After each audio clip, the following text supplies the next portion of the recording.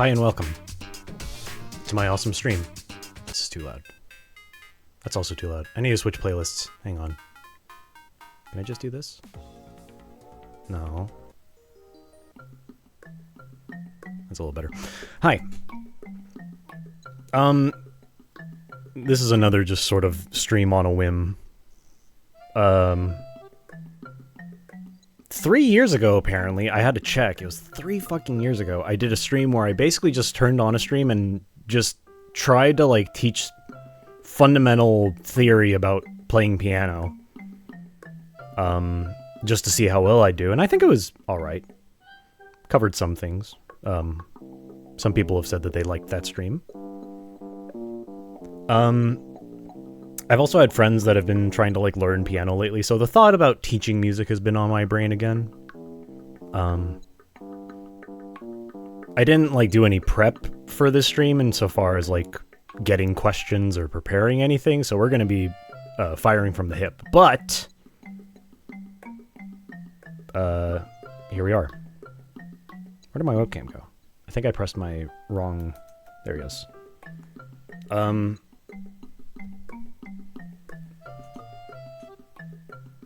We're going to be talking about this bad boy again. So, the way I think I want to do this, I can just yammer on about whatever if the need arises, but I've made the highlight your message redemption like as cheap as humanly possible, which is like 10 points. So if you have a question about whatever, just highlight it so I can see it. I was trying to make a thing in Sammy that could, like, read specific chat messages and then, like, throw them into, like, a text document so I could, like, keep track of them. But I couldn't figure that out, so you're just going to have to repeat your question again if I miss it. There's a beast on my mic arm. This little freak. So anyway. I don't know if anyone came to the stream ready with your questions. But otherwise... I can just talk about whatever. Chords? You ever heard about chords? That's some of them.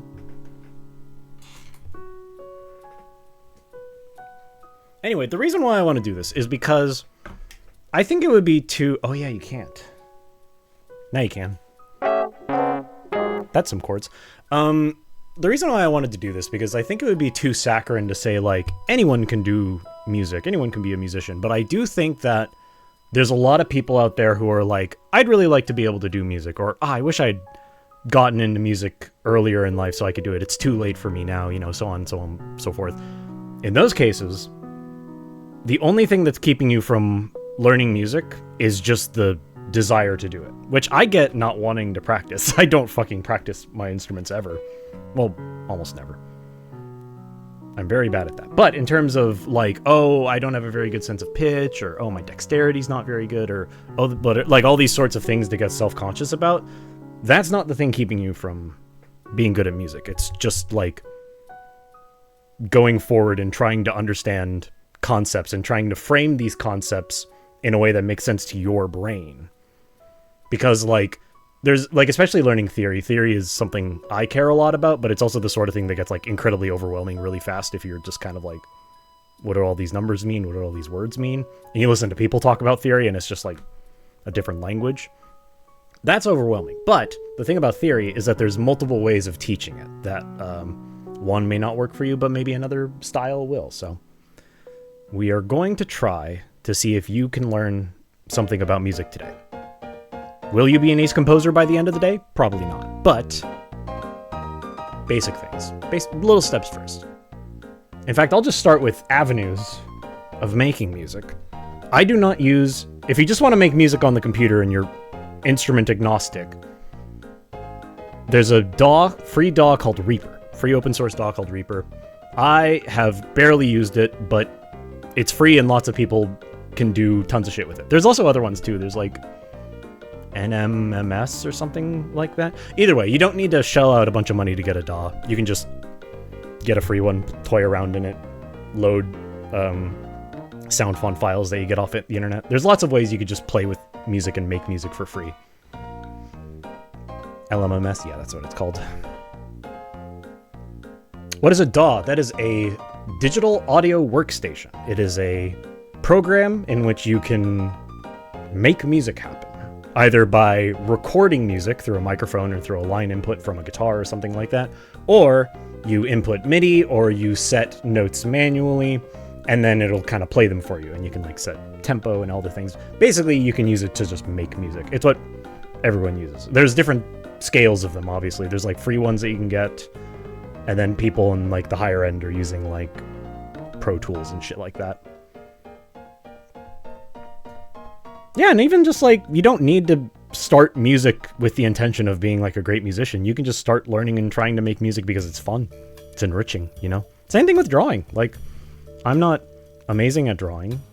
I'd like to think I'm okay. I'm okay at it because I've been doing it for most of my life. But like, it's the sort of thing that like, you know, you're probably not going to be Van Gogh at this rate, but you could start drawing now and get good at it. And even if you're not good, you can draw stuff that fulfills you, right? So that's how I want to feel about music too. Music is very like, especially because like when you think music, you think someone who's really good at an instrument that they've been playing since they were 4, right? And it's true, you're probably not going to be a violin expert if you haven't been playing violin up to this point in your life. But you can get good at just like making music happen. And also learning theory and stuff helps enrich your understanding of music. So, the light within you will destroy you, remember. Where did that go?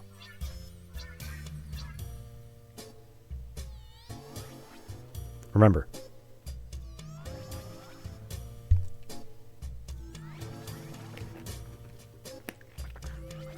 What constitutes the reason why we chose time signatures? Can't we just have one very long measure?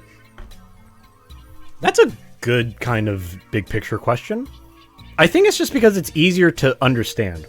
You have to understand that a lot of things, especially concerning like sheet music, in the way that we visually write music down to show other people, is made for like convenience sake. Like, time signatures are so that like you can follow what's happening. Because if you write everything down in like one long run-on sentence of a line, you're not really going to have any idea of like the pulse and stuff like that. Like, especially in modern music, like when you're writing, most music has like some amount of a rhythm component to it and stuff like that.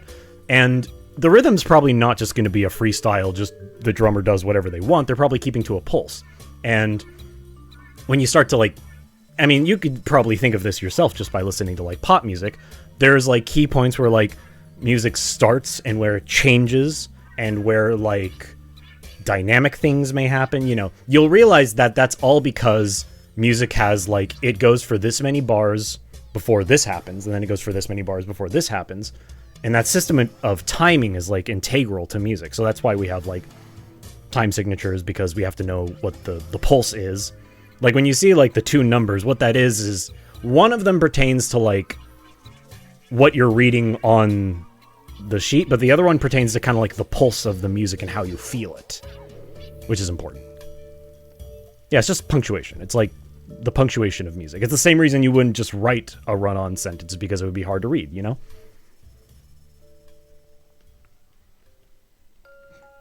And see, you could do shit like that. Like, it's funny. It's good, you know? It's like... And the other thing with sheet music is, like, you don't need to learn sheet music to make your own music or anything like that. Sheet music is a lingua franca that musicians sort of... I think it was mostly just Western musicians agreed on it, and then everyone else just kind of followed suit. But musicians sort of just agreed, yeah, we'll all just write music in the same way, so that you can hand a piece of music to some musician from somewhere else, doesn't matter what language you speak, they read the little black dots on the page and they know what's going on.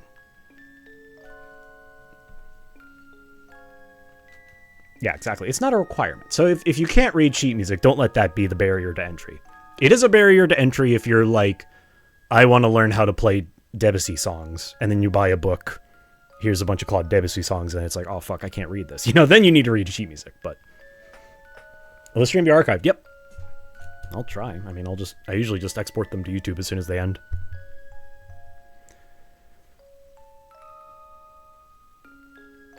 If you're gonna highlight your message, use it to actually answer a question, or ask a question. It is fucked up that they don't come with stands. You do.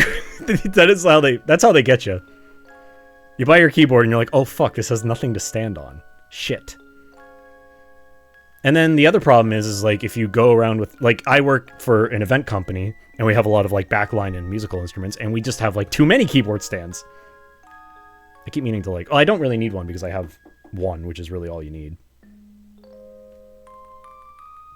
This song sounds like Inchworm. I don't know if you mean like Inchworm the animal or just something called Inchworm, but I really like that. Yeah, piano's also a space thing. I don't have this out all the time. I stow it and keep it kind of against my wall. I really only bring it out when I'm playing music. Or writing something. Inchworm's a song. Okay. I don't know if you answered this as, is FL Studio a good way to get into making music, or is there a better program? I don't think there's a wrong program for beginners entirely. If you have FL Studio, I mean, if it doesn't work for you, then, like, you know, try something else. Try GarageBand, try Reaper. But I feel like if you have a DAW already, you might as well just try to use it, because, like, there's superficial differences and there's much more specific differences once you get to higher level stuff, but, like, you know, there are plenty of good musicians who are just Fruity Loops heads. Ableton for sound design? I mean, yeah. I've never actually used Fruity Loops, so I don't really know what its limitations are. I know that Fruity Loops has, like, a sequencer that people usually use. I think Ableton has a sequencer too, but it's not, like, the most accessible sequencer. But it also depends on what kind of music you want to make. I only have Ableton because I found one. Before that, I was using GarageBand for the longest time, and then when I got to college, my roommate got a license for Pro Tools, which came with a license for Logic Pro X, and he was like, do you want this? I was like, fuck yeah, I do. So I was using Logic Pro X for, like, more than 5 years. 8 years? I don't know. I really like Logic Pro X, and I kind of am sad I don't have it anymore, but I don't really have a working Mac, so that's sad. Yeah, but Logic is great. I think if you were to just get like a genie's wish and you could get whatever DAW you want, if you have a Mac, I think Logic Pro X is like my favorite. That one's really good. Also because right out of the box, if you have the essentials, it comes with a bunch of really good sounding like orchestral instruments, pianos, guitars, like really natural sounding things. Whereas if you're using another DAW and you want normal sounding instruments, you have to kind of hunt for them, which is annoying. But I switched over to Ableton just because the opportunity presented itself.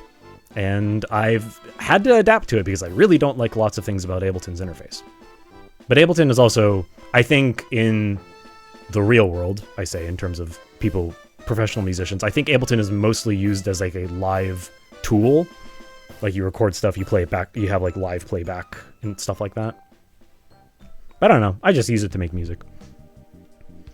FL Studio free trial lets you use it, but you can't open saved files, which as long as you never close your song while you're working on it. It's fine as you don't accidentally pop your laptop battery after a week of working on it. Oh, that's so sad. I'm a GarageBand Logic fan, primarily because music hardware like preamps are class compliant with Macs and they don't require drivers. That's true, except it's over there somewhere. I don't want to go look for it. There's the M Audio Fast Track was a preamp that I had used for fucking years, and that shit just works out of the box. And well, it still works for Mac, I think. I don't know if it'd work for modern Mac. For Windows, it doesn't. Actually, no, it doesn't work for anything anymore because they like sold the license to it to someone else. I don't know, like Pro Tools or something like that. So there are no new drivers for the M Audio Fast Track. I just have a brick there that doesn't work. So fucking irritating. Yeah, I have a Scarlett Focusrite. I don't know, the fucking cheap one. Which I've heard a lot of people be like, fuck Scarletts, fuck Focusrites, they break it. This one's been fine. I don't know.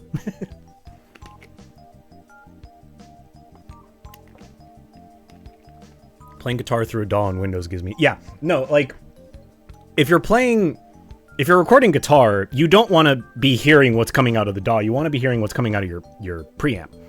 Whenever I do that, whenever I'm recording bass, I just have my monitor coming out of my preamp so I can actually hear it. And then I just trust that whatever is going into the DAW is about the same. And then I play it back on the DAW to like be like, oh, okay, yeah, it sounds okay. It is annoying if you're like trying to get a specific sound and you can't listen to it without that little speech jamming delay. The monitor output in your preamp's broken. I think you need to buy a new one. I'm sorry to say. Anyway, but yeah, having something with no latency is good. But I'm not really an expert in that sort of thing. I'm mostly here to talk about the theory, the bread and butter, the how do I make sounds happen that sound okay. Because I come from, I don't want to say the classical world, but I played piano when I was a kid, and I stopped because I was just bored. And then by the time I got to high school and got into like theater and singing choir and stuff like that, I realized like, oh wait, I like music. I should have kept going with that. So I had to like basically reteach myself from scratch.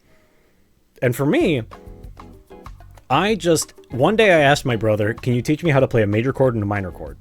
And he taught me that. And then from there, I taught myself everything else about theory up until like senior year of high school. I took the music theory AP, which is, you learn a lot of cool stuff, but it's a lot of just kind of like very specific stuff that doesn't really help you in a lot of ways. You look like you came from the classical world. Compliment. Thanks. Is it because my founding father shit going on? Where do you suggest someone start from the very beginning? I'm biased. I would say if you have access to a piano is probably the easiest way to visualize a lot of basic mechanical music stuff. Because there's a lot of advantages to it. In fact, I'll show those right now. Have you actually been making and posting music for folks to check out, or is it fun? No, I do. I post music. If you follow RTVS, I've done a lot of music stuff for RTVS. Most of it's on my YouTube channel. Where's that damn source? Here we go. This bad boy is called the piano. The good thing about piano is that all the notes in 12-tone equal temperament are laid out in this.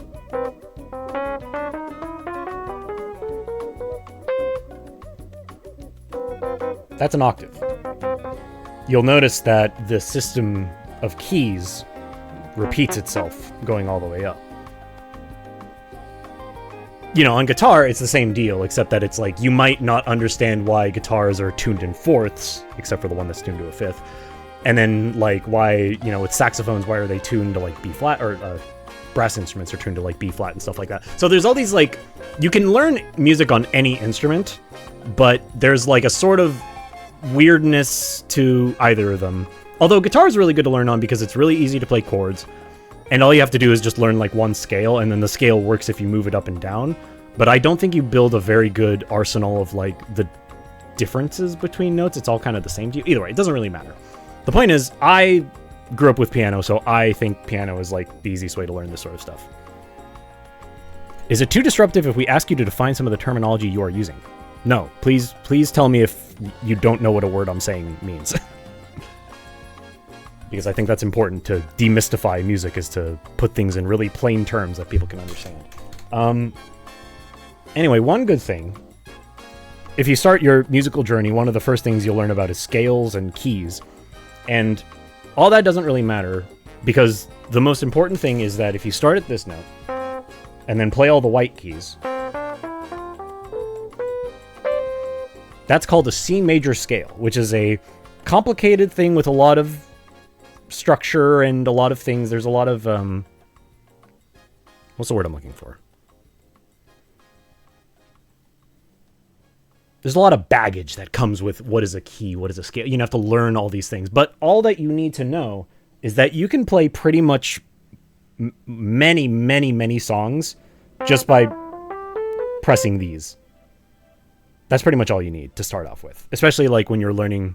You can get through like scales, chords, chord progressions, sequences, cadences. You can learn all these building blocks of music without ever touching a black key. And then once you learn the black keys, they're like special parts that make the scale a little different. Like, oh, I can add this here to make this more colorful. Whereas, you know, you could learn what's every scale, what's every key, but that's not as important as building up like an understanding of what stuff is, you know? Oh, like even temperament. Okay, so equal temperament, sorry. That's just a broad spectrum. 99% of the music you have heard in your life has been in a system called 12-tone equal temperament. I could give the entire lesson on it. The long and short of it is, when in the Western world, when we were learning how tones work and interacted with each other, there's a lot of math to it because it's all based on a scientific thing called the overtone system, which is, it has to do with harmonics, which is a natural thing about how sound works. Either way, they did all this math and they figured out, okay, if you play these pitches in certain intervals, relationship-wise to one another, it sounds cool. But then you make an instrument like the piano, and it's like, it only works when I press some of these, but not these ones. So they have to futz the ratios a little bit to make everything equally distant from each other. So it doesn't sound, it's not pure mathematical ratios, but it all works. No matter, like on the piano, it all works no matter where on the piano you're playing. It works if you're playing with a piano and a different instrument. It works in all sorts of ways. So 12-tone equal temperament is the system that we all use today. So when I say equal temperament, I just mean the framework for music that everyone's using these days. Yeah, I mean, you can start with anything. It's great. Yeah, the black keys are your EX moves and do consume meter. Exactly. That's the right way to think of it.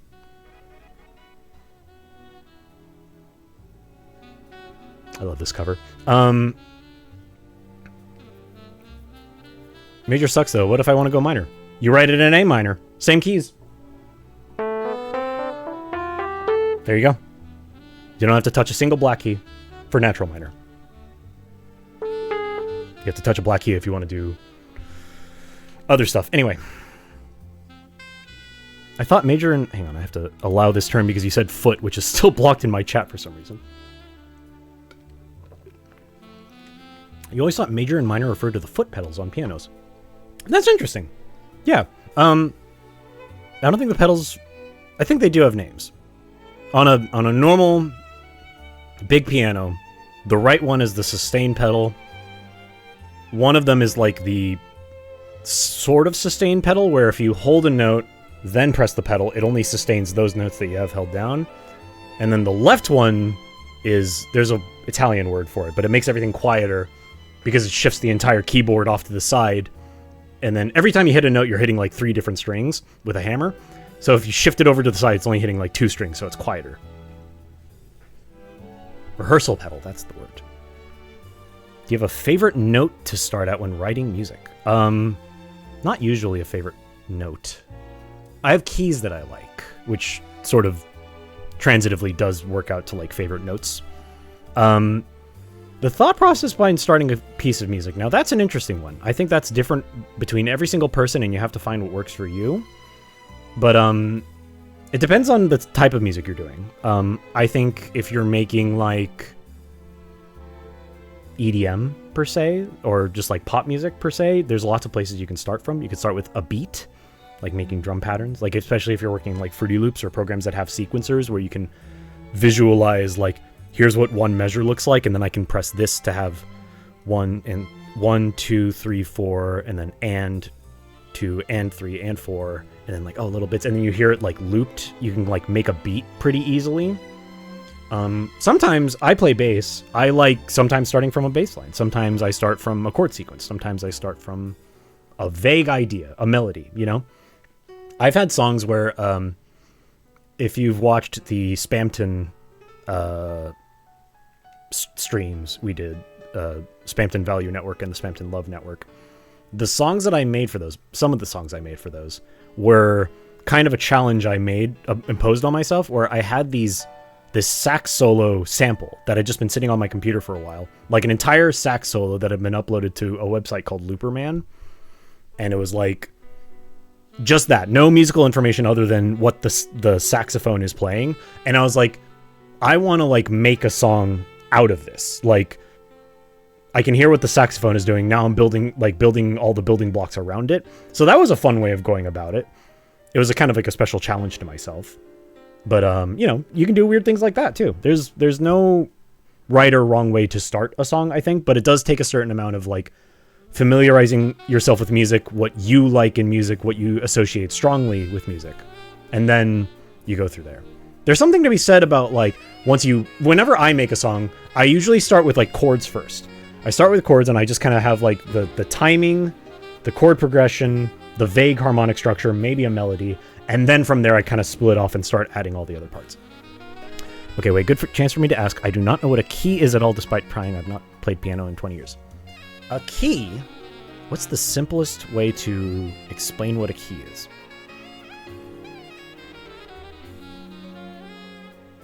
Because if you know what a scale is, a key sort of supersedes a scale. I'm going to look up... Hang on, let's see what Google says. What is a musical key? A musical key is like the according to the AI overview, is like the home base of a song, establishing a tonal center and influencing the choice of notes and chords. It defines a set of notes and their relationships that sound pleasing together, creating a specific mood or feeling in the music. That's an okay way of defining it. It's sort of like, the way I think of it is, it's like a space you're operating in, you know? Because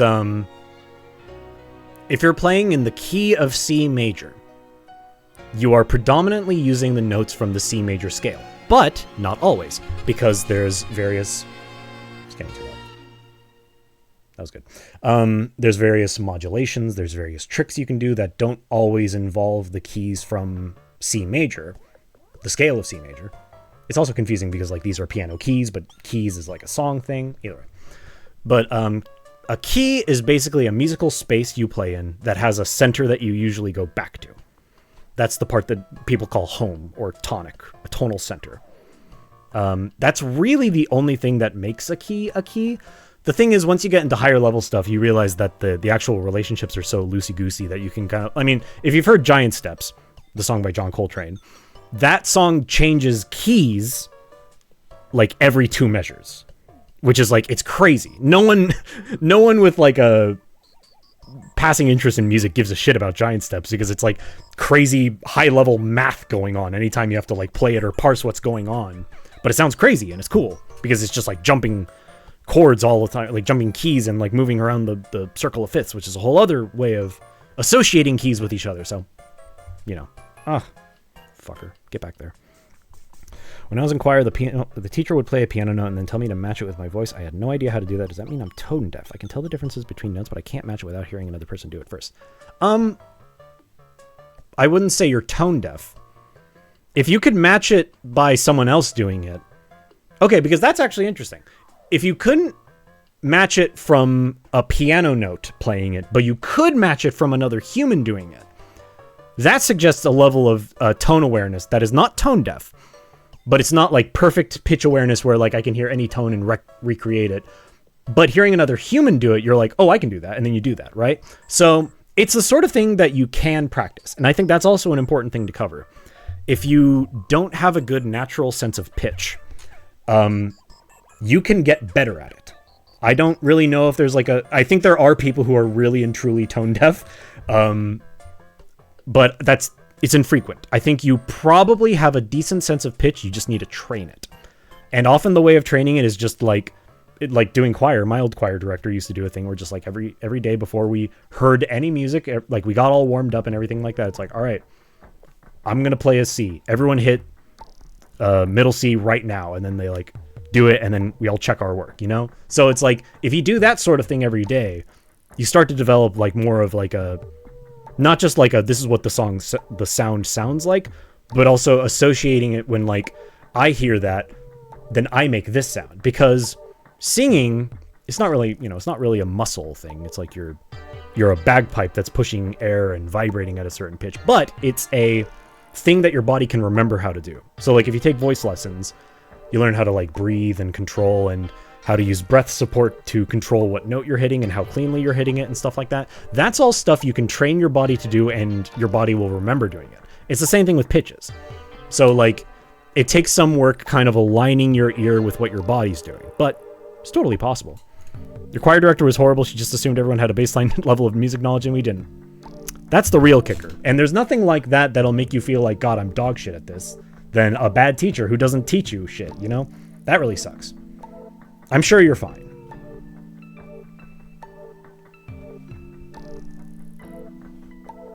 My friend's dad is kind of tone deaf. Like we joke about it a lot. Anytime he sings a song, he just goes wherever. But he also doesn't really have any like grand ambitions of being a musician. He just likes singing songs wrong, and it's like, oh well. The concept of pitch awareness is wild to me because I struggle to tell like if one note is higher than the other even. I mean, I get it. Like, especially if they're close to each other, it's not a thing that's intrinsic for a lot of people, like most people, honestly.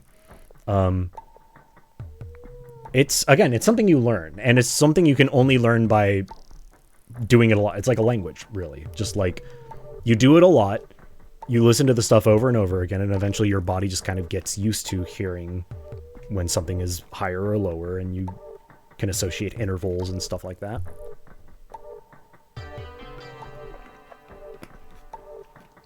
Yeah, I've always been a singer. I'm okay at piano. I'm okay at bass. I'm good at singing. I've always, not always been good at singing, but I've always been halfway decent at singing. And then I did like a shitload of choir back in high school, and also musicals and stuff like that. And I took voice lessons. And now I'm a squarely pretty dang good singer. So that's one thing I got going for myself. But also, I have a sort of natural advantage where I'm not pitch perfect, but I do have a very good sense of pitch, personally.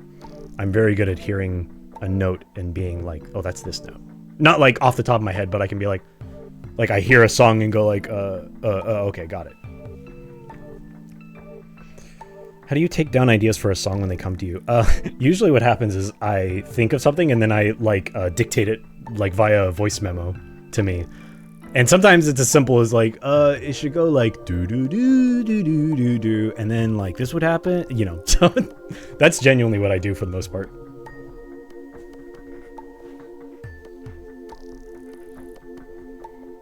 That's the other thing. I'm not pitch perfect, but I can sort of fake being pitch perfect because I remember songs really, really well. Like, if you ask me to sing a song, I will probably almost always sing it in the right key, pretty much on pitch.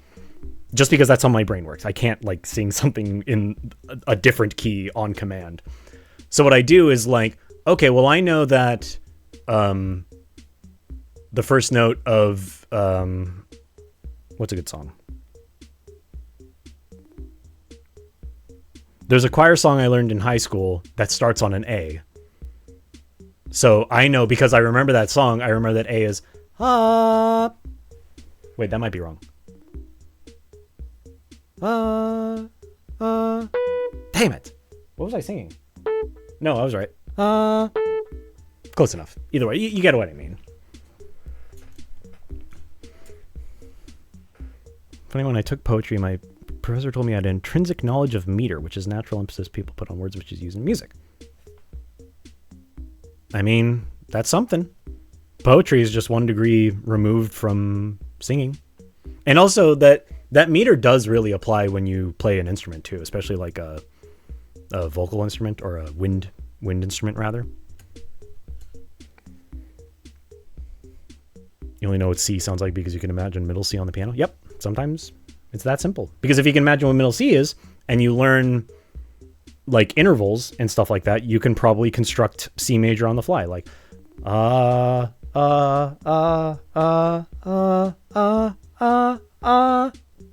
like that's a C major scale. And I just know that because I know that, like, I mean, I'm not like thinking about this every time I'm singing it, but I just know the relationships between one part to the next.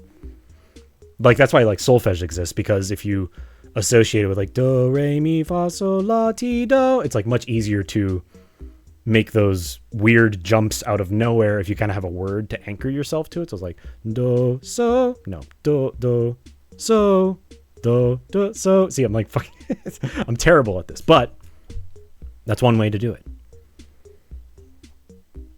Yeah, French horn, like, see, shit like that is hard because it's like you're playing this note, but it's actually coming out as this note. So internally, you're learning the wrong name for the note because your instrument is specifically tuned to a certain key, you know? So there's weird edge cases like that with instruments, which is why I think piano's nice, because whatever piano you touch, that's always going to be C, you know?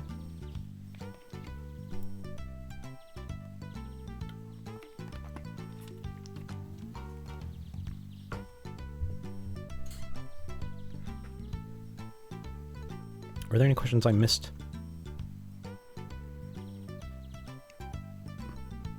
Also, I would suggest getting a basic grasp on music theory and then analyze a shit ton of songs you already know. Yes, 100% agreed. That is, I think, that is like my recommended game plan, is you learn basic stuff. Here's my game plan for how I learned music and how I taught myself music, which again took a lot of like proactivity on my part that I can't easily recommend to everyone. But here's the pattern. You learn basic theory stuff, like what a chord is, what a scale is, what kind of chords are in a scale, the numerical relationships and stuff like that. Once you have that, you will be able to look at most songs, especially pop songs, and be like, what are the chords in this song? Just look it up on like Ultimate Guitar or whatever. You see the chords, and then you can like play them on your instrument, on piano or guitar or whatever. And then you kind of realize like, oh, that's like, it sounds like this song. And then you look at the chords for that song and you go like, hey, those have the same chords. How interesting. And then you realize that like two songs that sound very different and have a very different identity can have the same chords and can even be in the same key, you know? So like that sort of thing is something you never think about until you learn that basic level of theory. And then once you start analyzing songs, you start learning all these things. And then from there, you'll hear songs that like, you hear something and you're like, that sounded really cool. What was that? And then you probably have your first example of the fancy word being modal interchange. But when you see a chord, say, for example, if you're learning in C major, then you know that like, pause, then you know that, where does this go? For example, basic thing, really fast. I may go too fast. Don't worry about it. C major scale. Cool. There's 7 notes in there. This is called an octave. That's 8. There are 7 chords in C major that you get by alternating white keys. Just the easiest way to visualize that. If you do that and then you move your fingers up, you get this. 1, 2, 3, 4, 5, 6. You're never going to hear 7 like this. 8. That's it. You have the building blocks to all music ever made. But then maybe you play a song and it's like, okay, if I have that in C, then it's like this, this, this, this. What's that guy doing there? But that sounds really cool because then it goes down to here. And then you're like, well, I don't know why that's there. But if you're looking at like where your fingers are going, especially if you learn like inversions and stuff, you could play like this, this, this. And then you realize like, oh wait, the direction the actual individual notes are heading is like, this is going down. So you're hearing, and then this is going down to here, and then this is staying here. So you're like, you know, there's like all these things that you're like glimpsing. That's why I think piano is really good, is because you visualize all those things really clearly. And you go, why does that work? And then you look stuff up and you realize why that works and you learn how to integrate it into your own music. So, there you go. As someone who writes poems by finding the right meter and hearing the poem be a song in my head, how can I translate it to music? Is there a better way than trial and error? I don't really have a good answer for that, honestly. I mean, I think like that's a sort of exercise that I think takes some amount of musical familiarity. Also, singing yourself. You should be, even if you're not good at singing, even if you're self-conscious, just sing. Like, I think one reason I'm such a good singer, at least as good of a singer as I am, is because I sing like every day. Just because I like doing it, you know? I'm singing by myself in the car, singing under my breath if there's a song on in public that I like. But when you sing, you're putting that, you know, like your body remembers that sort of thing. So you're remembering how words sound when you're singing them at specific pitches, right? So like you're remembering like, this word sounds really good when it's like ba ba ba ba, or like ba ba ba ba. You know, these sort of relationships are, once you internalize them better, and then you like, you know, like reading poetry, reading scripts, you feel the diction. And then when you feel that diction, you sort of feel like that natural rhythm. And then internally you can connect that to like, well, what if I try this?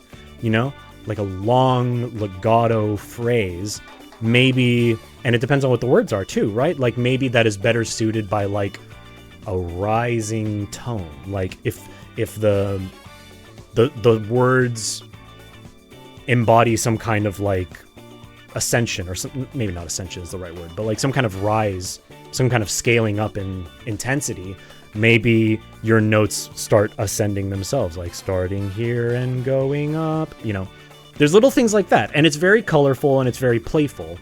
And I think the best way to do it is just to like internalize a lot of music and singing yourself, reading your own poetry aloud, trying to find those sorts of intrinsic musical sounds in the English language and in human language, and then playing it out, you know? What else?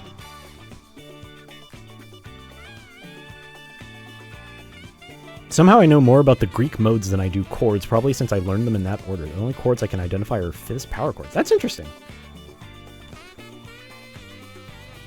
Sorry, yeah, I might be going a little fast. But, you know, I think a lot of these questions are kind of higher concept. They take specific sorts of things, you know? Yeah, and also I think the most important thing is just playing. You should be, regardless of what level of musician you are, you should be okay with playing, okay with like failing, because you don't have to think of it as like trial and error, because anything you do is not like wasted. It's not like, oh, I did it wrong, I should try again. It's just kind of like, you know, I've learned something from this. And that applies to any type of art. That applies to drawing, animation, performing, anything, you know? So it's best to think of it as just playing. I'm going to play, see what happens. Okay, I've played. That was fun. It doesn't really matter what you ended up with, right? I have no questions, but having fun watching. I've been musical in life, and now I'm just learning piano, you know? Oh, Charles, hi. Yeah. I like the piano. It's a fun deal. I wish I knew violin, but also it's hard. I think I actually have a violin somewhere that I bought for like $50 just to like get it in my hands, just to feel it. Learn the proper way of holding that damn bow. What do you use to show your keyboard notes on screen? So right now, that's I'm actually running audio through Ableton, but I have a free program called Simple Piano, which can play sound, but it's also just I like the visual. It shows everything. So I'm playing audio through Ableton, and I've muted Simple Piano, but Simple Piano makes sound too. So I like this interface. Looks good. Record yourself and play it back, even if you're using a phone. Also good advice. You don't need fancy instruments to play piano. I mean, you kind of do if you want to like make a real song. You probably need an interface. You probably need a DAW. But if you're just like playing stuff on your own, you just need like some kind of instrument, your phone, to record something so you can like listen to it, layer it back. There's no wrong way to do it. The end goal isn't to be world's best musician. The end goal is to have fun and enjoy yourself and find something that is fulfilling to you, you know? It reminds me of the dungeon synth artist I met that doesn't know how to play piano but made 2 albums with a QWERTY keyboard. See, that's the thing. It's like you don't need an instrument. I wouldn't recommend doing it, but like you could just open up a DAW and play entirely using your keyboard, you know? There's plenty of people that do that. Maybe a weird question, but whenever I watch a video of a musician react to the Undertale Yuzuki, they're usually surprised by Asgore's fight theme, but I have no idea what they're saying. I would have to watch a video to know what they're saying. Bergen Truckend is a good song, though. I think it would take too long if I went into a full-on analysis of it, but like it's a good song. Can't think of anything like crazy that it does.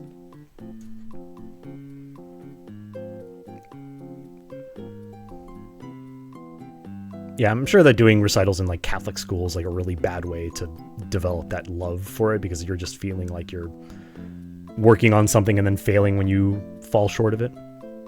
One thing that's been a source of frustration for me is playing piano specifically. I need to ask this for motivation. Lol, does it become easier to play songs with both hands after doing things different the more you do it? It takes so much brain power to do right now. I'm curious if it improves substantially with practice. I'm bad at that. I can't do that. I used to be able to do it when I like took piano lessons, but I stopped taking piano lessons for like 5 years and lost it, and I've never put in the legwork to practice. The short answer, yes. If you practice it, you will get better at it. It doesn't matter who you are, as long as your hands work, you can absolutely get better at it and develop that sort of thing, you know? Like, I can't do that. Like, playing 2 different things with either hand, like, I'm shit at it. Can't do it. And it's something I am really bad at remembering to practice. Because there's different... I mean, I would just look up YouTube, like, exercise for piano, different hands. You know, there's, like, probably 10 million of those, you know? So I think you shouldn't despair because you can't do it right now. You should only despair because it takes a lot of practice, and you're going to need to do that practice if you want to get good at it. Which, again, you're talking to someone who's too lazy to practice, so I'm not the best, not the best role model for that. What's the explanation for why I can sing better when I hear the song I'm trying to sing? When I sing something off the top of my head, it's way harder to hit the notes. That's just kind of, like, natural, I think, for most human beings. Like, tone memory, pitch memory. I'm a weird freak that's really good at that. But I think, like, almost every human being on the planet is not very good at conjuring notes from the ether. Even a cappella singers, people who are, like, trained and spend hours, countless hours practicing to sing, because I sing in a lot of a cappella choirs, people who, like, are very used to singing with no backing instruments, just themselves. Like, they just stand in a group, and then they have to sing a song with no piano, nothing to anchor them. They need a pitch pipe. They almost always need something to anchor themselves to. They need, like, a pitch pipe so they can hear it and, like, feel it, and then they can sing it. If you just ask an a cappella choir, it doesn't matter how good they are. If you ask an a cappella choir, sing this correctly right now with no starting pitch, I mean, if they're really good and really well practiced, maybe they can do it, but they're probably not going to get it right. They're no better at it than you. They know, like, okay, I know what my starting pitch is. I have practiced this enough that as soon as I get the starting pitch, I know what note is supposed to follow it, because I have that relative pitch built into my brain, right? So that's a very natural thing that people struggle with, and you can get better at it. Take voice lessons. It's good for you.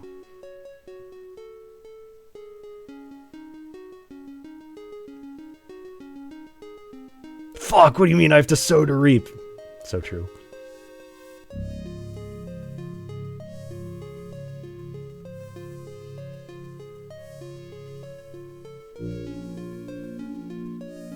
Yeah, it's hard making long-term goals for yourself. I mean, I've been taking Adderall since I was 10. I have catastrophic attention deficit disorder.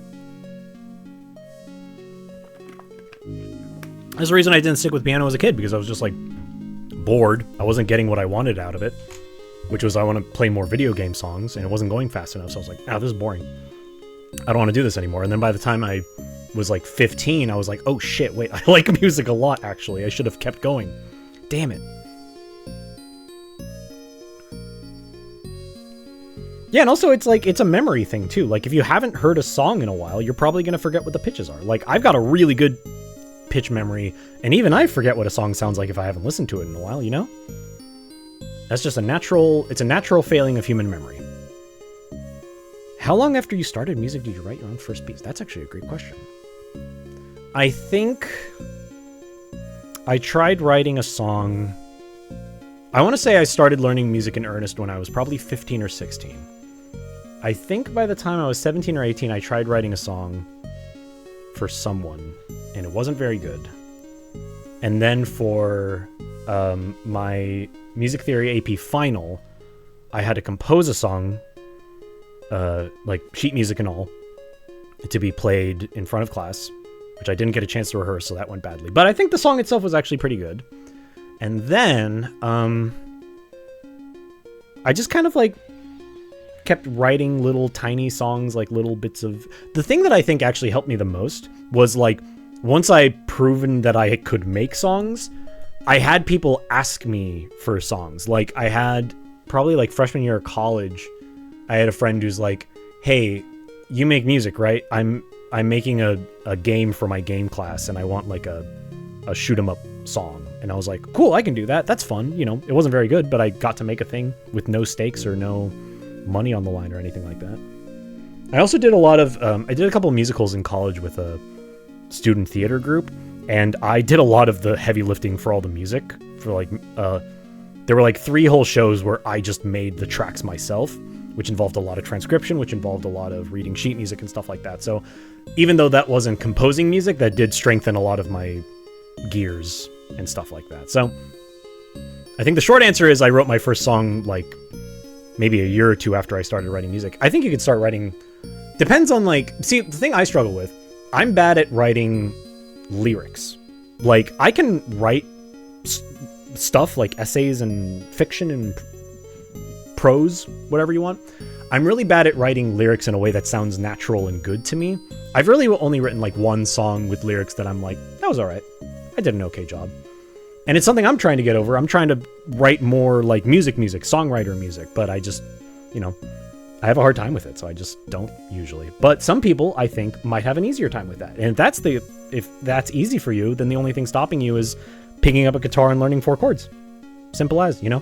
It's really easy to make a song, actually. I haven't been free this evening because just like looking forward to checking out the bottom, making music and playing. That's good, yeah. I love helping people, you know, make music. Again, I'll say this a million times if I got it, but the goal, if you're starting music now, this late in life, not late in life, you're all probably young, on the younger side. There's probably no 70-year-olds watching right now. If you're this young, then you may feel like it's too late, but it's not too late, 1. 2, you shouldn't worry about being like the next amazing musician. You should worry about having fun and doing something that fulfills you. This is more of an advice question than a music question, but I'm going to music college this fall, and I'm kind of nervous. Do you have any words of wisdom? I have never had any formal music education, so I don't know. It depends on where you're going. It depends on what your instructors are like. It depends on what you're doing and stuff like that. I'm sure you'll be okay. I'm sure it'll be fine. If it doesn't, and this goes true with whatever you do in college, if it doesn't fulfill you, then change majors. Do something else, you know? Have a backup plan. And, like, you don't need, like, a concrete backup plan, but, like, you know, like, especially if you're starting college, then, like, you're going to meet other people. Actually, if you're going to music college, then you're probably going to, like, a conservatory where that's, like, the only thing to do.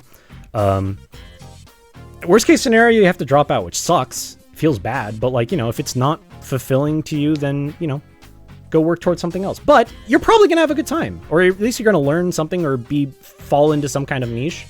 And I'm sure you'll have some instructors that are willing to, like, hear you out, help you with stuff, help you change gears if it gets overwhelming in some way, you know? But again, I've never been to music college. Because I didn't major or minor in music, my college's music department was so insulated, I wasn't allowed to take any courses. It was like, fuck, damn it.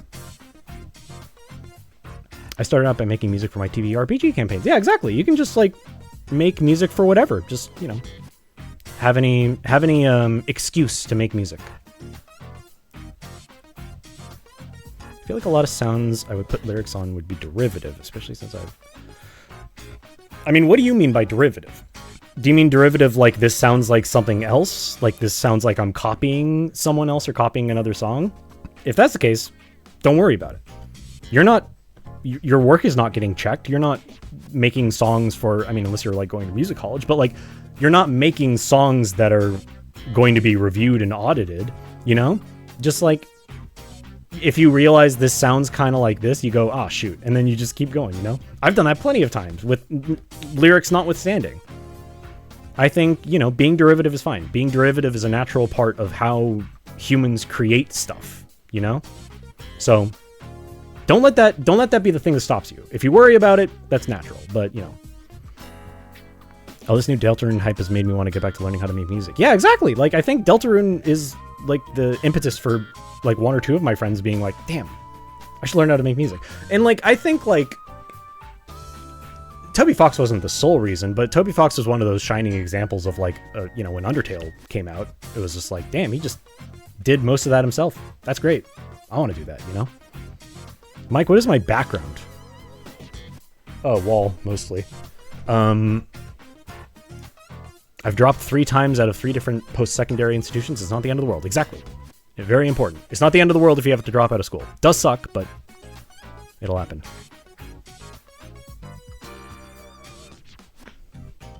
I want to learn to make music specifically to make money. I can't copy shit. Well, here's the thing. People who make music for money do copy shit all the time. They're just better at hiding it.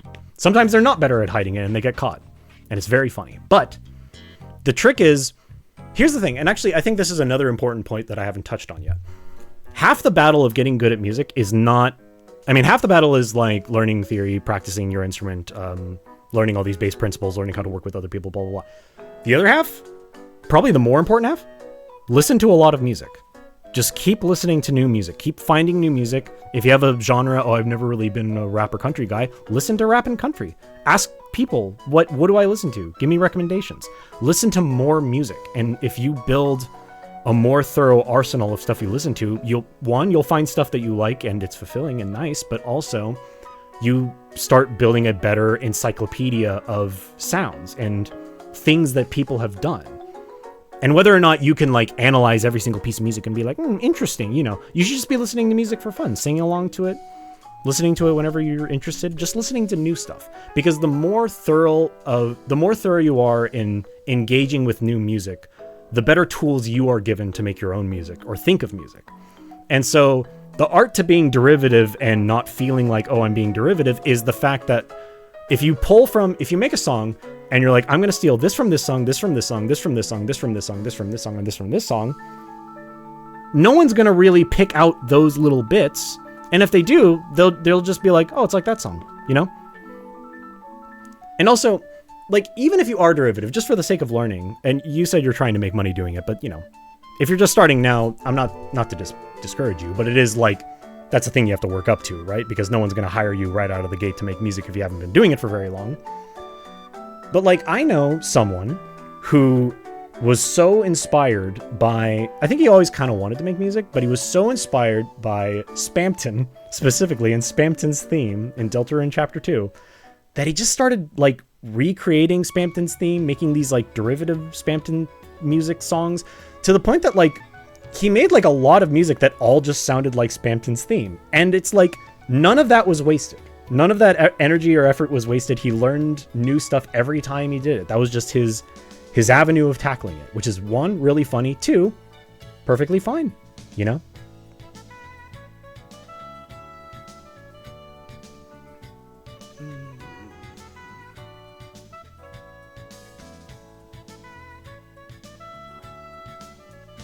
I love electronic music, especially how do you build a sense for when changes such as bass drop, sound cutting, and would be most impactful in a track? I'm not an EDM guy. I really only have started listening to EDM stuff kind of recently. And also, one thing I do, I work in the event industry. I go to a lot of parties now, just with DJs playing sets and stuff like that. I think DJing is an entirely other separate art form that I have only just now begun to glimpse the scope of, in terms of like how you do it. I don't think I could do it myself. But when you listen to a lot of DJ sets, you start to get a sort of sense for how long do you stay in one song? When do you start transitioning into another song? When you start transitioning into another song, what does that sound like? How long does that take? Is it really sudden? Is it really slow? When the song transition happens, when does the BPM change? There's all these little things that you start picking up on when you listen to a lot of sets. And that goes into listening to a lot of music, Just whatever type of music it is.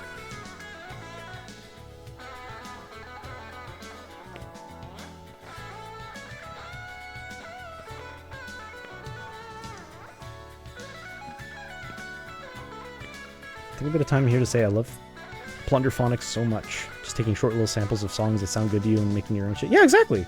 There's no wrong way to make music too. Sometimes you can just make music because like there's some people who are like sample fiends that can just like hear a sound in anything and just be like, I like that. I'm gonna put that into a song, And that's something I envy because I've never really been very good at that.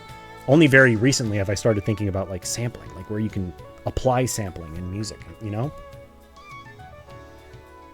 I find music or art more challenging, fulfilling, fun, etc. That's a tough question. I don't really think I have an answer for you. I do feel like art, I don't know. I think I regularly find music a bit more exciting. I'm pretty good at art, but I sort of like don't often yearn to get better at art. I don't put in the legwork to like really improve my artistry very much. Which I think the same is true for music too. But I don't know. I think it's about equal. I can't really answer that question. It's too hard.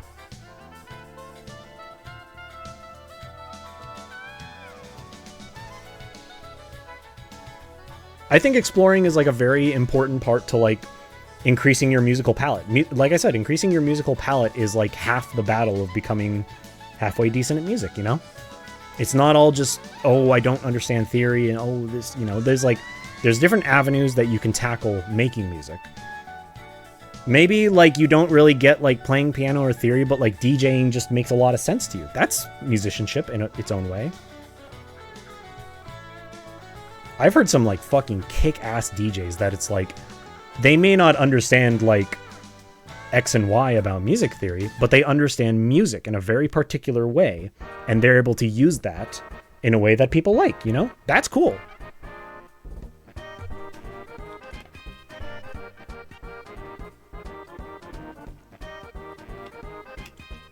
Exactly, yeah, I think just like finding samples in everyday things is like really fun.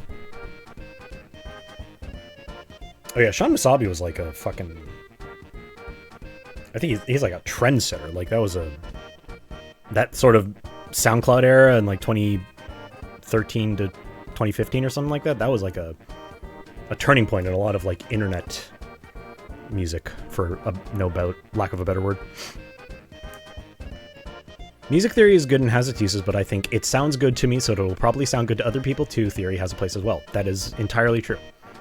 And the thing about theory, there's a reason why it's called theory. It's not music law, because it's all based on human perception to begin with. There's a lot of intrinsic things that we can be like, this sounds more correct than this does because of science and principle.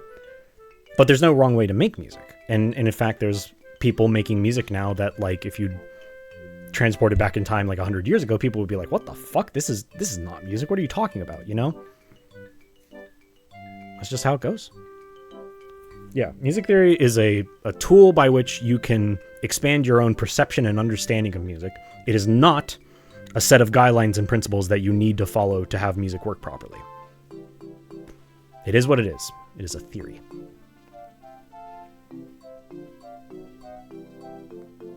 I think I've heard that Zinn never studied music theory before making Toho. I'm not sure of the veracity of that. I'd believe it.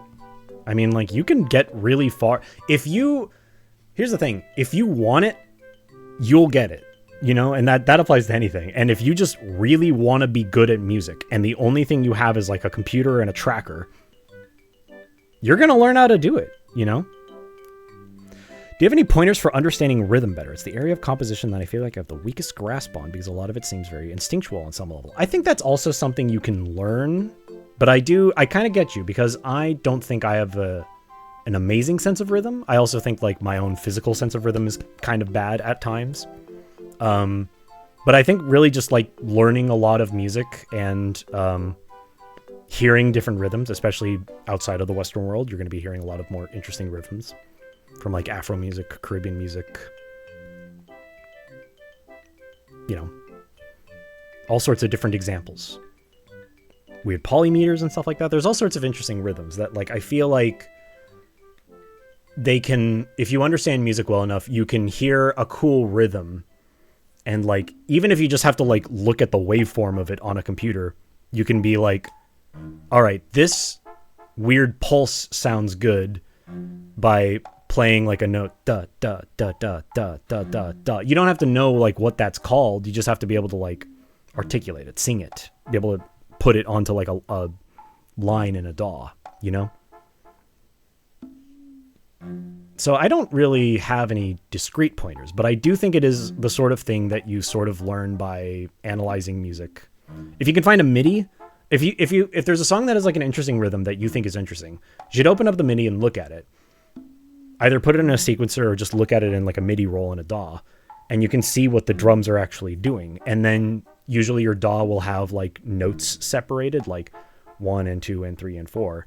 And, you know, usually like a standard rhythm is going to be like a kick on 1, 2, 3, 4, and then like a snare on 2 and 4, like 1, 2, 3, 4, you know? And there's all these sorts of conventional things that work. And then sometimes you'll hear something that is going outside the fold, and it's like, well, where's that landing? It's landing on like the E, if you know, that's all, whatever. But either way, I think analyzing songs you like that have cool rhythms in it is the best way to do that. Indian music, Arabic music. Armenian music. Is that Tigran Hamasyan? Is he Armenian? I love Tigran Hamasyan. He's fucking amazing. Yeah, he's Armenian. So like there's all sorts of like folk music and stuff like that from around the world that has all these like interesting rhythms. A lot of them have discrete names and definitions that you can find the name, look it up. What makes a clave rhythm a clave rhythm? It's this. And then you see that, you hear it, and you go, oh, okay, now I know what a clave rhythm is, you know? Huge question, how can I hurt people with my music? There's lots of ways. You can hurt their feelings. You can derive an emotional response. You can make it really loud. You can offend their sensibilities. Lots of ways. How do I hide toilet kick in a song and make it sound natural? Only you can answer that question for yourself, brother. You have to go and do it.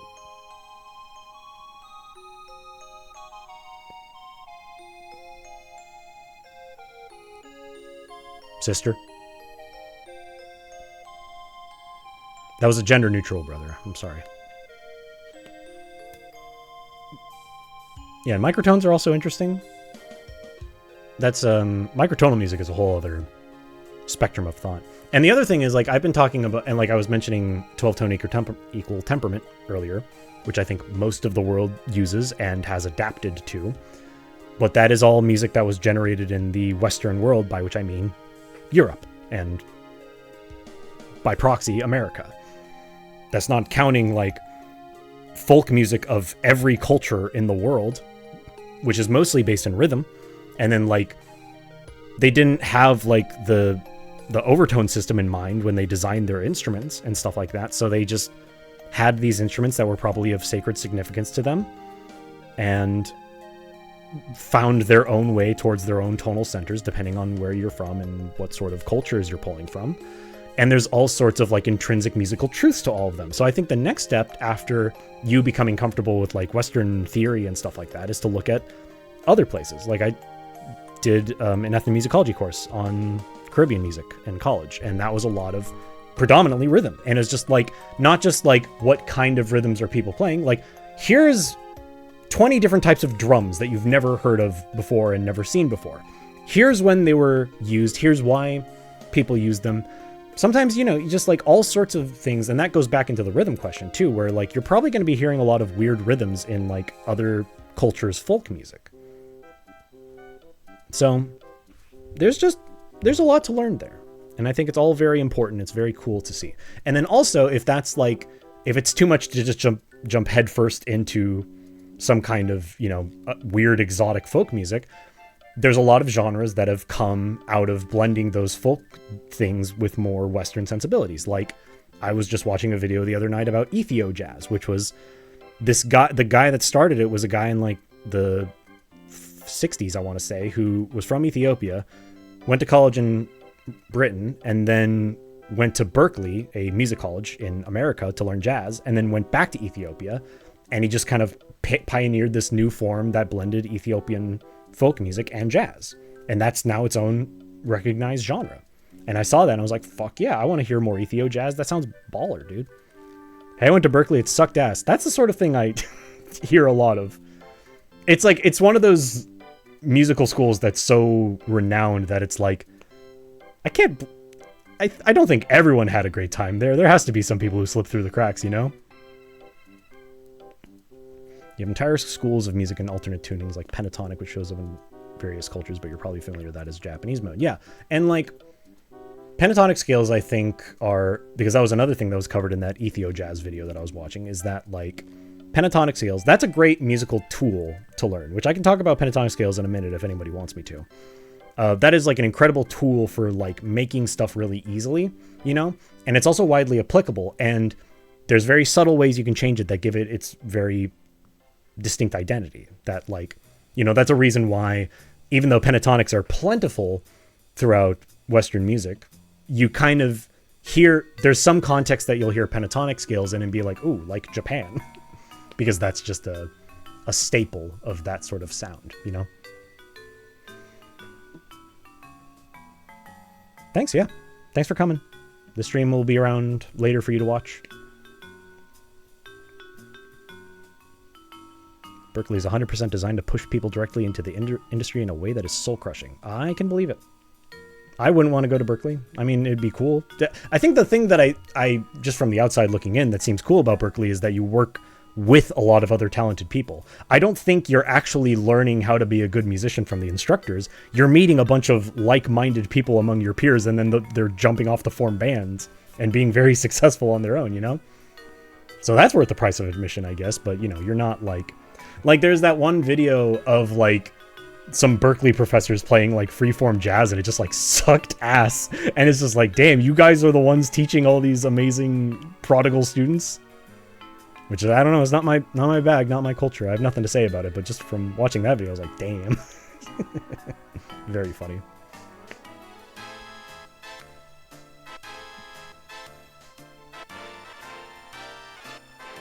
I went to the Royal Northern College of Music in the UK, and me and everyone else I know has nothing but good things to say. That's great.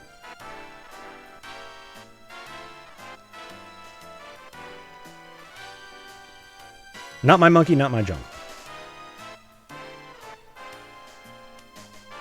Yeah, and that's the other thing. Connections can be made anywhere you go. You can find like-minded individuals, especially musicians, anywhere.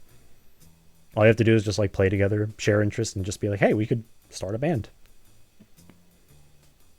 Have you ever heard J-Ska? Another screamer introduced me to Tokyo Ska Paradise Orchestra, and they're great. Oh, brother. Or sister. You don't have to fucking tell me. I love TSPO.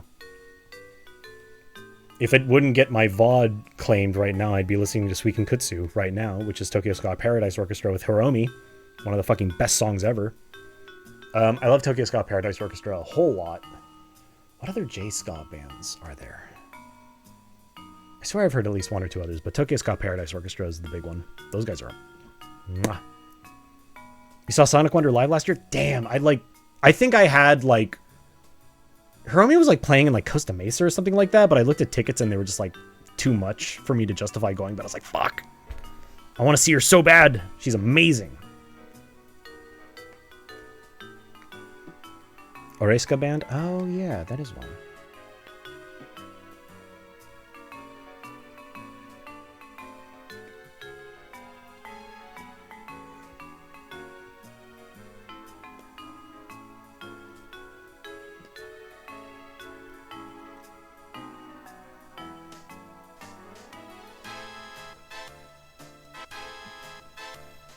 This is from a Scrabble game, I think.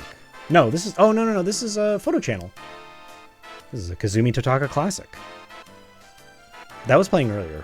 There's another... Was it? Might not be in this playlist, actually. Cyrano with the Cumbia Amazonica. See, I like fun stuff like that, where it's like... I've heard so many fucking Toho I've never played a single Toho game once, but I've heard so many damn Toho songs. It's fun when you hear them with like some fun twist.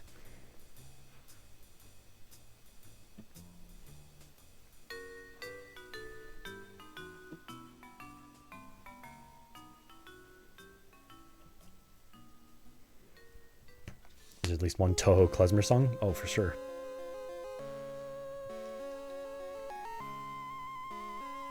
Oh yeah, the NES Pictionary OST is really good. Is that a Tim Fallen one? I feel like that was a Tim Fallen joint. Real question, I want to learn an instrument. Do I have to start out with the guitar or piano, or can I start learning a cool instrument like an oud or a sitar? I was saying earlier that my choice for starting instrument is piano, because everything is very, very clearly laid out. Guitar is also good because there's a lot of things that make sense. Like if you learn the hand position for playing a scale, you can just move that up and down and you get the same thing in different keys. But if you really want to learn a specific thing, that probably means you're interested in that style. I think if you jump into sitar, you're going to be forced to learn it in the sort of way that an Indian player would be learning sitar, because you're probably studying from like a more classical catalog of things to play.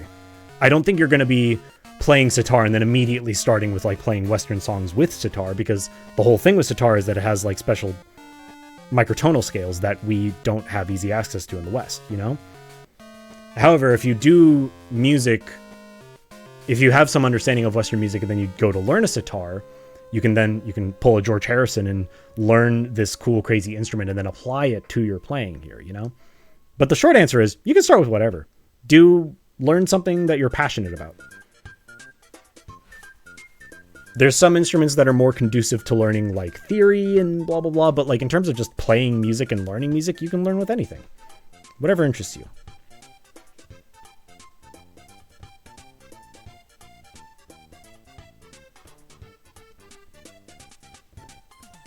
Do I have the strong bad head synth?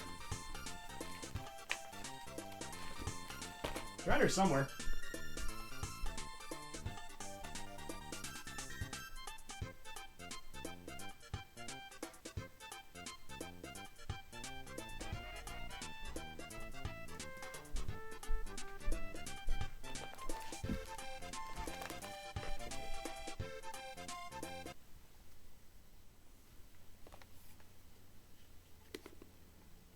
How do I turn you on?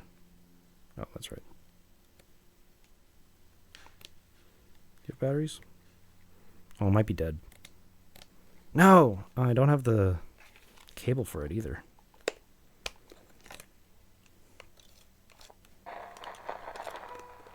What's making sound?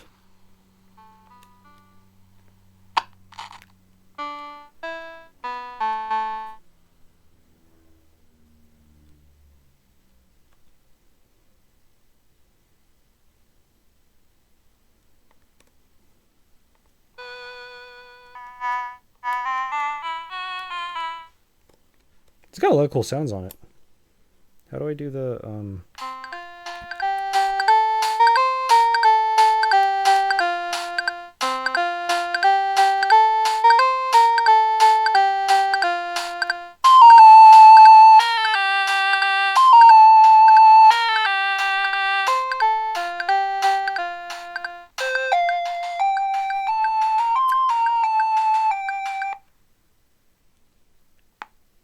There we go. It's actually my dad's, but I borrowed it from him. Anyway, side quest. If playing another instrument first sounds like a chore, that is not a good sign to do it. Exactly. You shouldn't feel like you have to learn some instrument before learning to play another instrument. Really, if you feel the need to play another instrument, it's probably because you either, one, are interested in it, or you are far enough in your musical journey that you have seen a reason why you might want to learn it, you know? Any thoughts on the Greek modes in particular? I think you mean just like the standard fare modes. They're all good. I mean, that's like that's one thing that gets taught very poorly in most Music Theory 101 classes. And I do think that it's the sort of thing that you can use very functionally without ever hearing the word mode or what modal interchange is. Because it's just sort of an intrinsic truth about how we've built scales and stuff like that. And there's different levels of understanding about it. I have a book called Modology, which is like extremely crazy high-level thinking about modes and stuff like that. But it's the sort of thing that just like, it's, when you first hear about it, you go, okay, I don't know why I'd use that. But the important thing about modes is that it's ways to interject bits of color. Obviously, you need to have the understanding of what a major key is and what a minor key is. But like, if you have that, I mean, like the book Modology kind of presents all the modes in like an order from brightness to darkness. Stuff like that. So the idea like Lydian is like 1 degree more bright than Ionian. Like, simple piano, come back. Lydian is like, that has like a little bit more of tiny bit more of an oomph than Ionian would. And then, what's brighter than that? Mixolydian? No. I don't really know if you get brighter than Lydian. But then you have like Mixolydian, which is a little bit darker than Ionian. You can get to like Aeolian, and then you get like Locrian is like the darkest, right? So you have all these like sort of ways. Either way, I can get into modes if people want me to get into modes, but from overall, I think they're all interesting, and a lot of them have different functions and usefulnesses. But I don't think you ever think of modes in terms of like, I think I'll write this in Ionian today. You just think like, I think adding this chord for a little bit of Mixolydian flair is like a cool thing for the song to do. And then sometimes you can just write an entire song in one mode. Like, I'm going to write this in Dorian, you know? There's no wrong way to use them.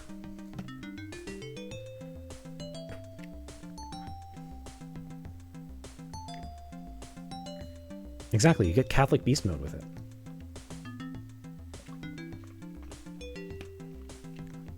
Once you get to the end of a project you're working on music-wise, how do you get out of that project's vibe? I've had a year-long project that I just wrapped and I'm struggling to escape that. That's a tough one. I don't really know. Try doing something completely polar opposite. Force yourself to do something polar opposite. I'm going to write this in Dorian. Miles J is writing so what? Exactly. You can just do that.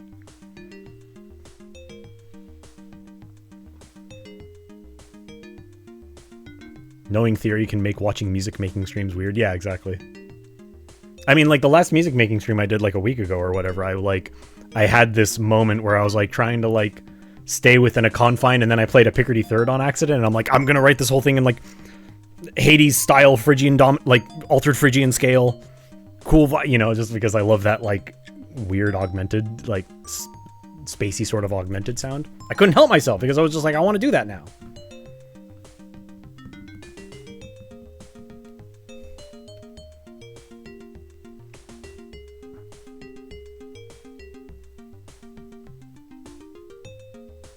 I was watching Jake Kaufman make Shantae music, and everyone was saying this sounds bad when it was just an unresolved chord. Yeah. You know? There's all sorts of rules that you can break to interesting effect. As a total goober amateur, the problem I always have is that I play instruments in my DAW until I find one I like, but they all play a test tone of the same note, so I start writing in the same key. That's not a problem. You shouldn't feel like, oh, I write all my songs in the same key is a bad thing. Lots of people do that, you know? If you just, you know, if you're just like playing one note and then you're, I mean, I do that too. I just kind of like hammer on one note while I scroll through and then I have to like play around to see if I like it, you know? If you're just writing everything in C major, who cares, you know? As long as you're getting sounds you like and playing around. And also, in a DAW, you have the greatest feat of all. You can write an entire song and then just shift the entire key when you're done.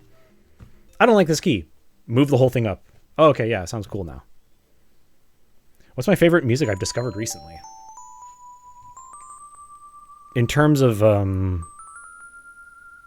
broad strokes, like broad genres, I can't really think of anything. In terms of just good songs, I don't know. I found a lot of halfway decent stuff lately. I'm trying to think of like the last, like, oh shit kind of discovery, but I can't right now. I'll come back to that later. Yeah, I tuned in just for time for music theory class. I'm always on FL12 and sometimes Family Tracker. Today I geeked out on my mom about the mixed modes in Third Sanctuary and chills. So many signatures. Yeah, I love Third Sanctuary. I love Second and Third Sanctuary being like the main part of the melody is in like 11/8, and then in the first part it's like 5/6, but then in the second part it's like 4/7, like the slight offset to the meter feels so refreshing. So cool. Those are good songs. I feel like the chimp in a cockpit sort of feeling never really leaves you, you know? It's just like, especially if you're just learning, like, who cares? The idea is to make stuff. Like, especially with drawing. Like, drawing, it sounds stupid, but I think one very good lesson I learned from a really bad teacher who was a terrible person, but one good lesson was just, like, it's not wasteful to, like, if you get, like, a piece of graph paper and you draw a circle in every single square on the graph paper, extremely tedious, yes. Will you be better at drawing small circles after the fact? Yes. You know? All these little steps are not like wasted effort. It's just kind of building something, getting something, you know. Sometimes it's just drawing a picture just to get a bad picture out of your system. Sometimes you just need to do that, you know?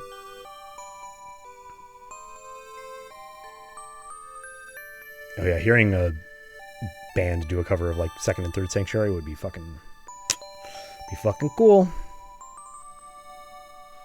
Cannot operate a DAW. They are not made for music theorists. Well, you got Sibelius or whatever. I don't think learning a DAW is that bad. You know, I feel myself very comfortable with piano roll for the most part.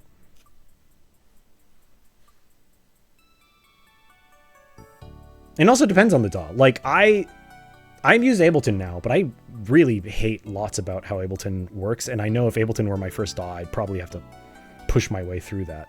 I can only learn Ableton because I'm like, well, I've spent many years using Logic, so I know how to like transliterate this knowledge, right?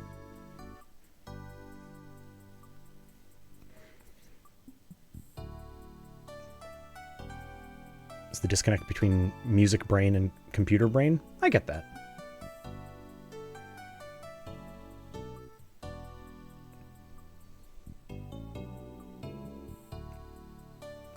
I've never even heard sounds in Sibelius.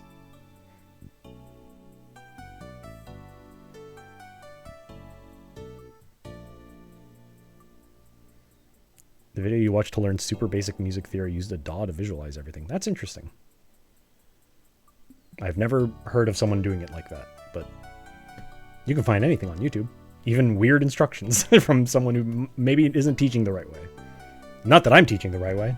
I just turned on a live stream and I'm just yammering on about stuff I know.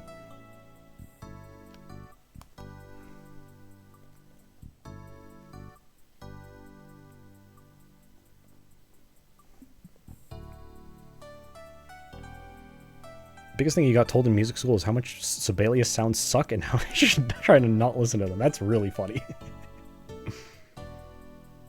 What, is like MuseScore any better? I've used MuseScore before. They sound alright. I mean, you're not going to get like a good sense of how the songs work. Here's the thing. It's like if you're opposed to working with a DAW, if you're a musician and you're writing music, but you don't like working in a DAW, you're probably from like a traditional music education and you probably know people you can talk to actually play your music live, you know?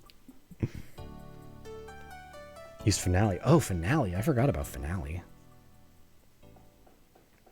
Yeah, exactly. If you're making music for real instruments, then you're only going to get so far by hearing the computer do it, right? Like you're actually, what you're looking for, what you're doing is you're writing a set of instructions for other musicians.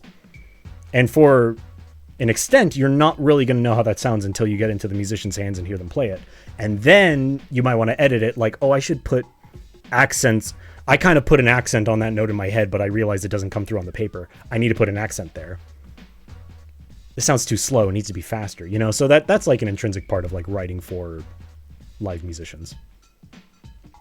I do think it would be good to build that DAW knowledge just so you can get a little bit closer to what you hear in your head. But even then, there's not really like a good way. Logic actually has a pretty good score visualization. Like you can write stuff and then it can just give you like a score view of it. I don't know if you can like export it, but like that was one thing. I use that sometimes as a trick. I would like, how do I write this rhythm? And then I would like write out the rhythm in a piano roll in Logic, and then I would switch over to the sound tab and like, oh, it's dotted eighth. That, okay, cool. You would use this browser-based score writer called Noteflight. I don't know if I've ever heard that. That's funny.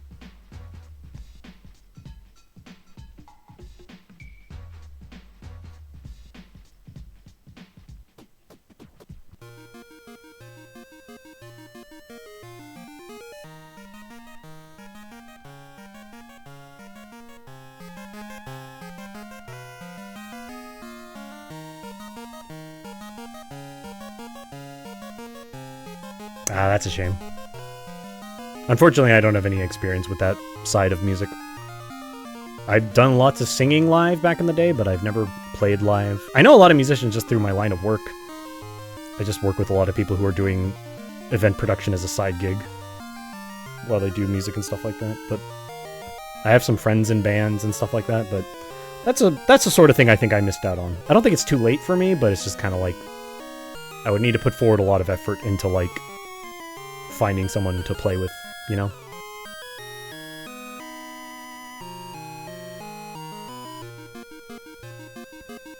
I think if I were to find an example where I met a musician I really liked and they liked me, and we had the idea to jam together, and then we jammed together and it worked out well, and it's like, hey, we could be in a band, then it'd be like, all right, it's not a bad idea.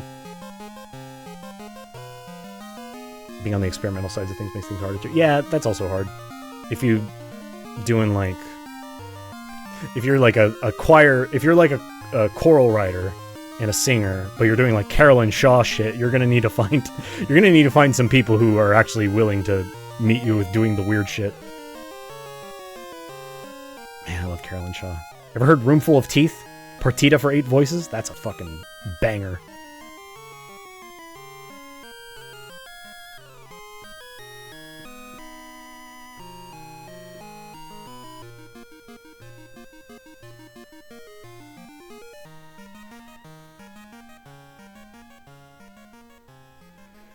I'm a jazz musician, but I play in an indie rock band. It's fun. Yeah, that sounds great. That's the other thing about bands, is like you could just play like in, you know, doesn't have to line up with whatever your mode of education is. Like, I'm halfway decent at bass. I'm not as good as I'd want to be. I could play in a punk band. Easy, dude. All I have to do is play roots. Play roots really, really fast. I can do that. That's not hard. I don't think I'd really want to be in a punk band all that much, but like it'd be fun just to do for like a little bit. But either way, yeah. So like it depends on like what you're doing, what your skill levels are. I could do that, no sweat. Maybe someday.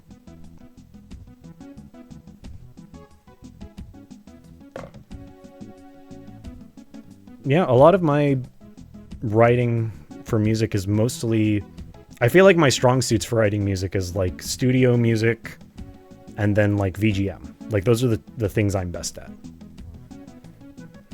Like if I could indulge myself. Here's a VGM song I wrote for a game that probably won't happen. More of a game project. Probably won't happen. But I liked making this song. No, YouTube.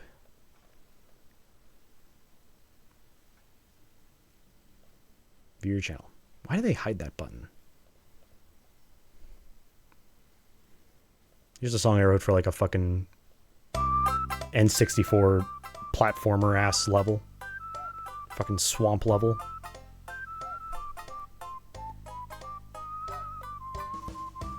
In elementary school, I really wanted to play trombone because the trombones played tequila in the school recital and I really liked it, so I needed to play trombone to play tequila, which you could only play on trombone, but my arms are too short, so that's I ended up on trumpet. Ain't that just how it goes down? I need a cough. I was going to be a singer for a folk punk group, but the main guitarist got off ketamine and the group dissolved. That's like the most self-fulfilling joke I think I've heard in a while. You don't say. The guy holding the band together was doing ketamine? Really? For the folk punk band? Say it ain't so.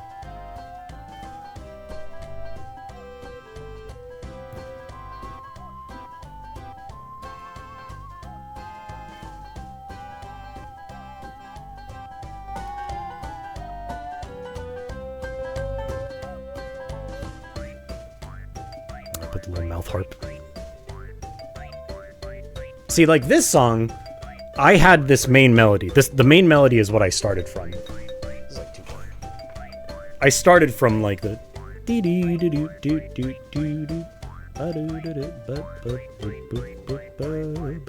like I built the entire song around that pretty much. Sounds farmy. Yeah, it's kind of like a swamp level. Hold down swamp. Nice and friendly.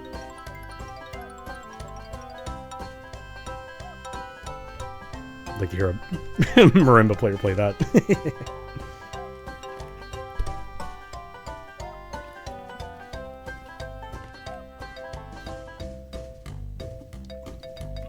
But I like VGM because it's not necessarily easier than normal songwriting, but it uses different base principles because like you have to think differently because a song has like a much more well-defined structure, right? Like there's an intro, has a verse, then a chorus, then depending on what kind of formula you're going through, it's either like verse 2, chorus again, bridge, chorus again, end, or you can go outside that, but it has like these sort of clear set boundaries, right? So like unless you're going really weird with it, you have like a really simple framework of like start, middle, end that like a pop song would have. But VGM, the most important thing about VGM is that it's meant to loop infinitely. So like you have to make something that sounds, that has like a clear loop, obviously. Something that has like, why is that outro going so long? Woo. I love that Quika. You have to make something that obviously loops properly, but then also something that like has the right level of energy. It can't just be like it goes all crazy and then it goes back and then it all goes all crazy again when it loops and then it goes all, you know, it has to like have like a sort of running energy going between it. And it depends on, you know, and obviously there's like surface level concerns like where does this play in the game? Is this a battle theme? Is this a whatever? But then when you're composing it, it's like you have to think about things like, does that sound like too decisive of a chorus to be in the middle of the song? If it is, then is that like a changing point? Is this where this happens? Or is this where maybe I modulate down and then modulate back, you know? Things like that. Sounds like Part-Time UFO a little bit. That was a fun game. Ataraki UFO.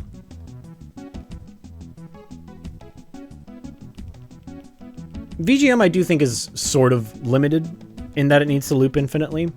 But that's the same thing with like studio music. I love like library music. I think that was like a big thing for me, was just kind of realizing that like, because library music is the same thing. And that's the other thing about VGM that library music and video game music share.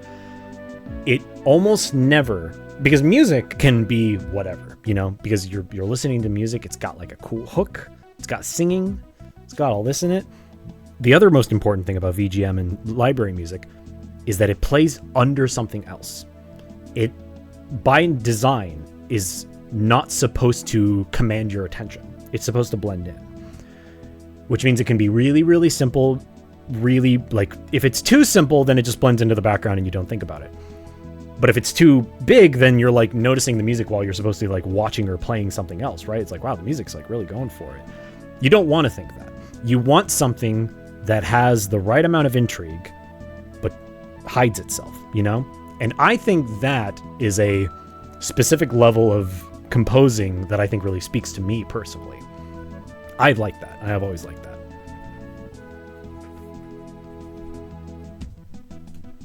Music is just some shit you do to the vibrations in the air over a period of time. So true.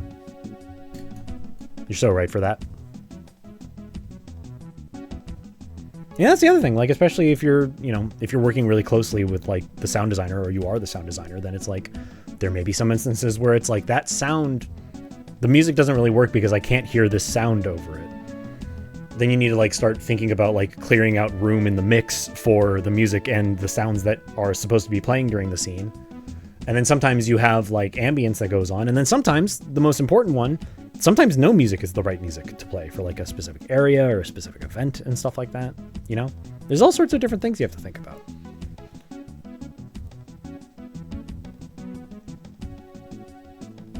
Yeah, that sounds fun. Let's go off and chase little ideas. Even if they don't go anywhere, you put some thought into them. You tried making them, and that's something. Thank you. It was a gift from someone who came to the PAX East RTVS meetup. They gave us all wee-wees, and they tried giving one to Balp, and Balp had to continually be like, I work for Item Label. I do not need any more of these freaks. Thank you, though. But I don't have any, so I took one. I don't like this one because I hate his shitty hat that doesn't fit over his head properly, but that's how it goes. Can I eat it? Nope.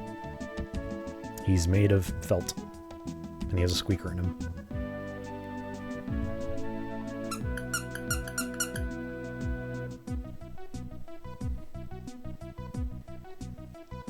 Well, there's other things I can eat. I don't have to eat him.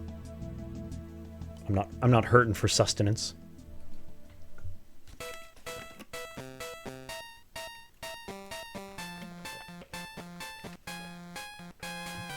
I love this. It's like fucking, I could do like an entire talk about this one arrangement, because all the rearrangements of the canto themes in Silver, like some of the songs are the same, but some of them got like rearrangements by probably Go Ichinose, just to make them like more, oh, it's more like, you know, like the one for Million City, it's like much more like heartfelt and stuff like that.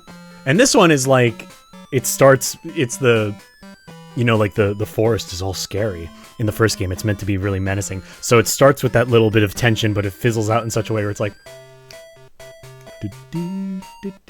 and again, this is really cool from a theory standpoint, That's another thing is like, especially if you're into VGM, early VGM is really good from a theory standpoint because you have to convey a lot of information with very little space because you only have a certain number of sounds to play with. If you're working in GBA, you only have like 4 at most, you know?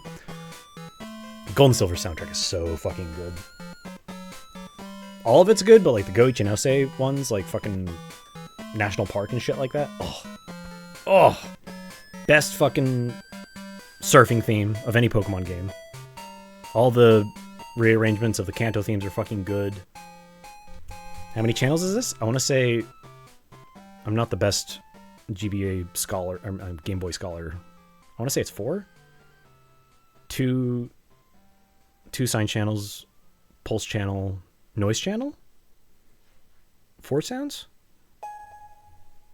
I'm not certain. But either way, you don't have that many, especially working on like NES or Game Boy. So composers had to do a lot of tricks to get stuff right. Like even like the Mario Brothers theme, like the original default ass Mario Brothers theme, there's a lot of interesting jazz harmony going on there that is implied, which is also another thing you learn where like you don't have to play like every single note of a chord to convey a chord.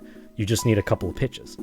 And depending on that, and depending on voice leading, and depending on lots of other factors, you can convey very difficult harmonies very simply with very few notes. So all these like early VGM songs have to do that by necessity, which is really interesting.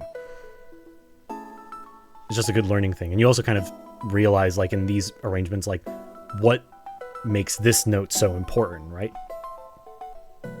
It's great.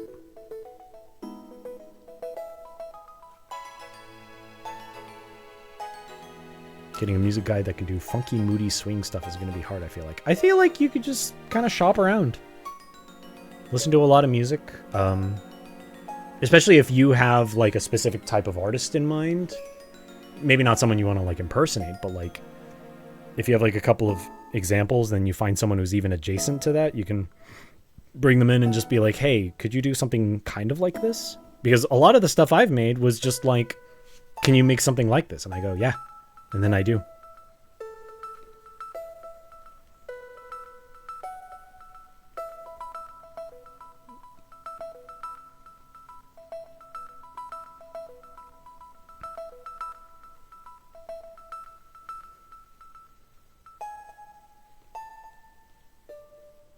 Anybody got any other questions? We're doing pretty good. Depending on him, the audio portal in NG. Yeah. I haven't been on NG in a very long while, but I'm sure that the audio side of things is full of people who want to help. There's all sorts of avenues of people you can ask for those sorts of things, you know?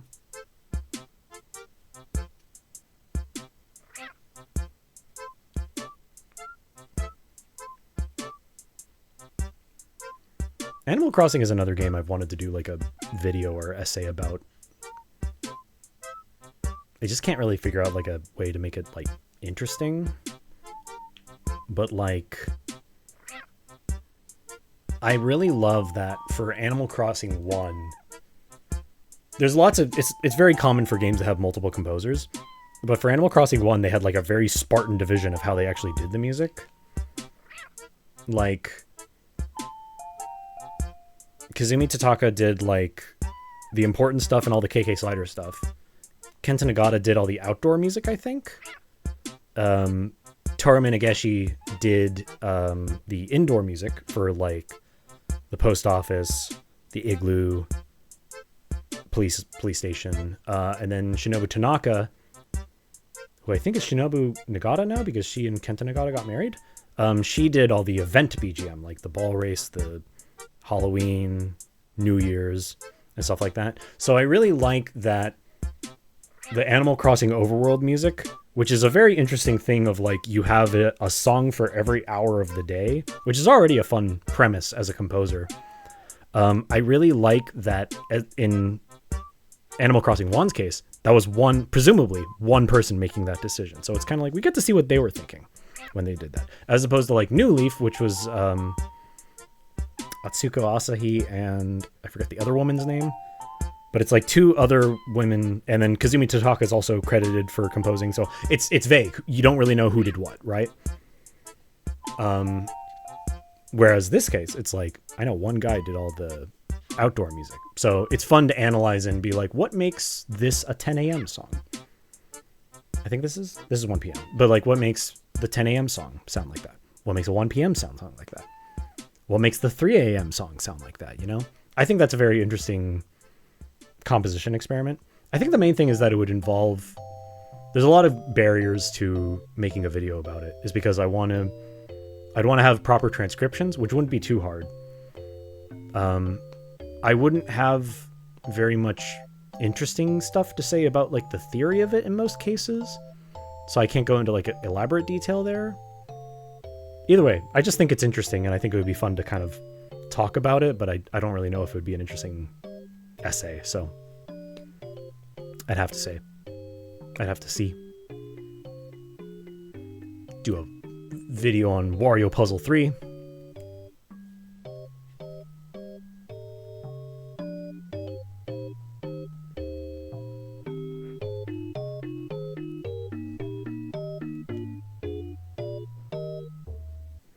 What time is it?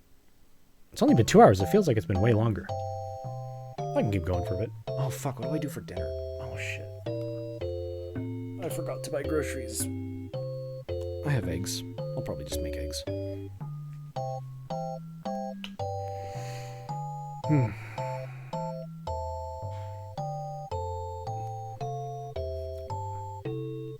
Make an egg song? I wouldn't know where to start.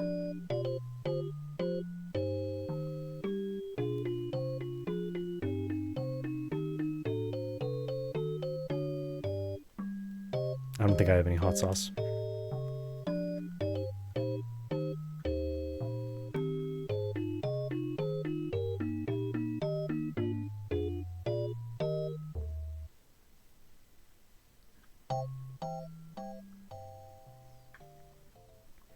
I don't feel like composing right now. You'll have to catch me in a different mood. I'm here to answer questions. I'm here to talk about music. I'm here to yammer on about shit no one cares about. Well, some of you care about it. That's why you're here.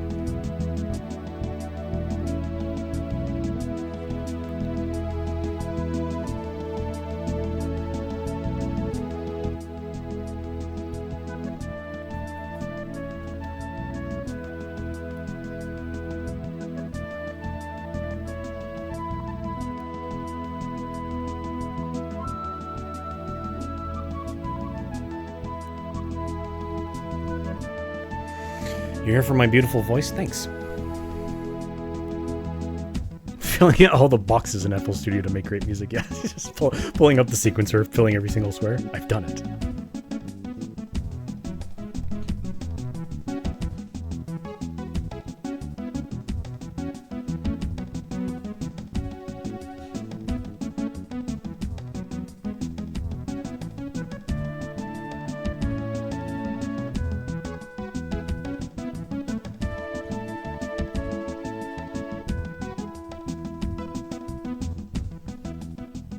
I'm trying to think of any other questions that I said I'd answer later.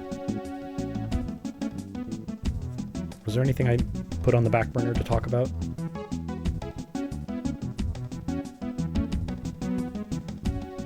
I don't remember.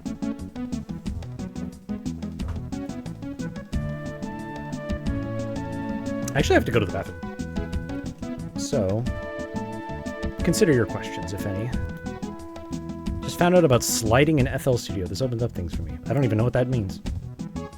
What is iambic pentameter compared to rate? That's not a music question. That's a words question. Iambic pentameter is when a line has 10 syllables in it. That's the shit Shakespeare was doing.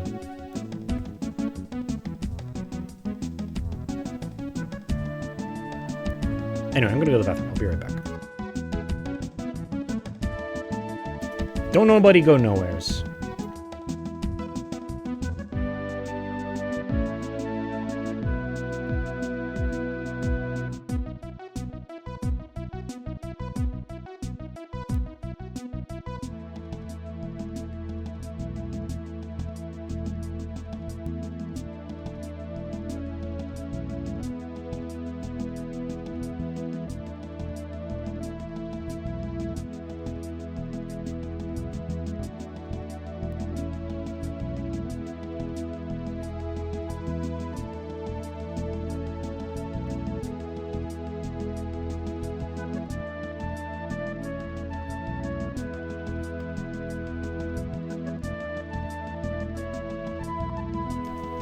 Okay, I'm back. You can fold by pressing backspace, or you can press enter to go all in, by the way. Big Face had asked me about my favorite stuff that I discovered recently, just in general. That's right. What have I been listening to lately? What new stuff have I been listening to lately? I see a lot of old stuff here.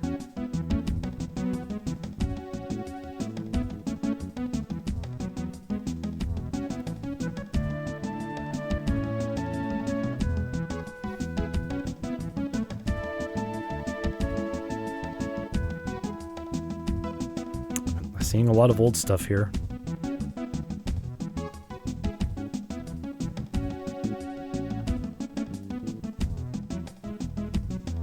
Oh yeah, there was a song that came up on Spotify that is like a really good, like indie rock kind of song.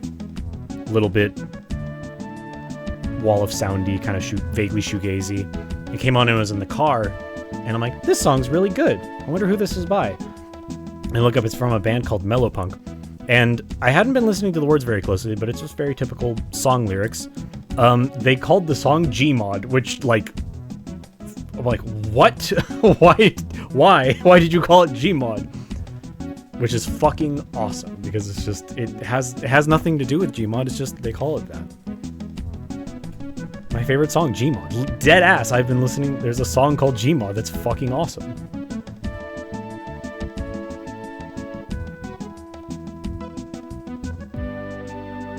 My gear brain for keyboard and synthesizer stuff is coming back. Yeah. I don't have a huge gearhead instinct, but I do think the toys are very cool.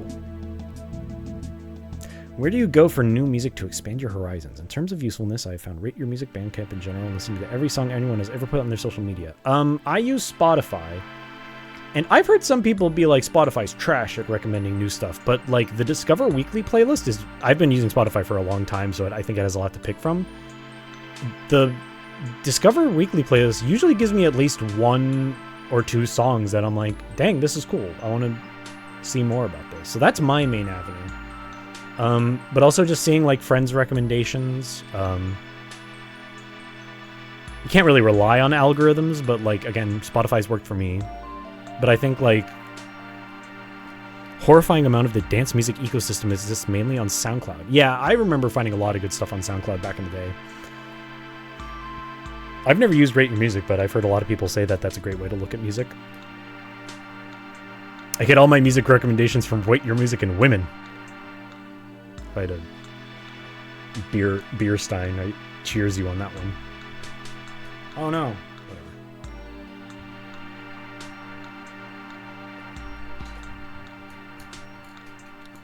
Also, you can do it the old-fashioned way.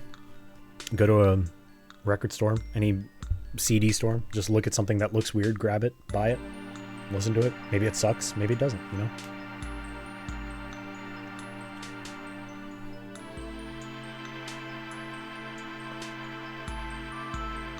I think most of the stuff, I have like one or two actual songs on SoundCloud. Look at my SoundCloud account. It's mostly mashups, which I think is the bulk of a lot of my musical effort. I've made a lot of mashups. I want to make more, honestly. Mashups are just a very integral part to my musical identity. I think one of my natural pieces of like natural talents I have a pretty good sense of natural pitch. Like I can re-sing songs really, really well, pretty accurately. I think my other thing that I'm very, very good at is just musically aligning pieces in my brain. Just being like, this, like listening to a song and being like, I think this is the same BPM as this song. And I put them together and I'm like, yep, it's the same BPM. Yeah, this is Birdman from Pilot Wing 64. Spotify frustrates for many reasons, but I do really like Discover Weekly and playlist recommends. Also being in a blend with people. Yeah, that's also a good... Yeah, they have all sorts of like avenues to like jam with your friends, or you can make a blend where like you just add a bunch of friends and then it makes a playlist based on your own music and then just kind of feeds it to each other. Genuinely, just find friends that like music, ask them what they're listening to. I usually go in every so often whenever I ask people on Tumblr for asks, they ask me like what I've been listening to, and I try to like recommend 1 or 2 things that I've been listening to. Oh yeah, today's Monday. I forgot about that. Wait, no. Today's Sunday. I just got a message on my phone that really confused me.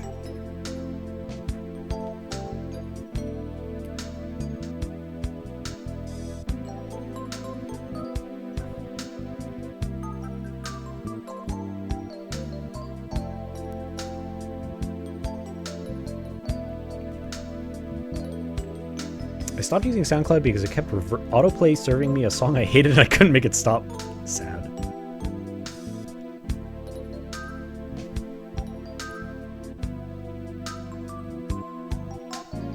Yeah, see, like, my Discover is usually really good.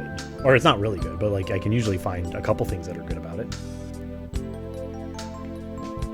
I have a lot of... My liked songs on Spotify is a lot of just, like, one-off songs that I'm like, this is good, this is good, this is good, this is good. And then, like, some of them I've gone and explored more about, some that I haven't. There's a band called Mustard Service that plays just kind of, like, rock... indie-ish rock. That's also good. I got recommended Like We're Lovers by Blue Swing, which is like a Japanese band from like the mid-aughts. That's a great song. Got recommended a Cassiopeia song. Great. I get recommended a fair amount of library music. Not as much as I used to. I need to listen to more library music to steer my algorithm back into that direction.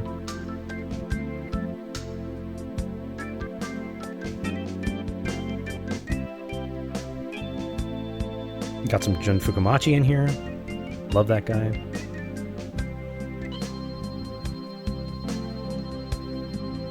This band called Pacifica that was good. It's like 2 girls playing rock. Oh yeah, there's a... I think it's like an Irish band. There's like a really, really good song called Funica, and the band's name is Cooks But We're Chefs, which is really, really good. Great song. Music map, where you type in a band name and it just pops up a bunch of music. It's just like, oh, that's cool. That sounds fun. I should try that. Oh yeah, there's someone whose performing name is Aaron's Book Club. They're good. Kind of internet music, best way I can describe it. Music that you just know was just made by like some gay person on the internet that's like, this is good.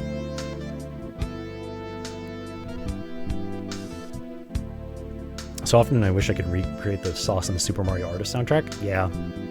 The like Mario Artist, Talent Studio, Polygon Studio, those games have good music.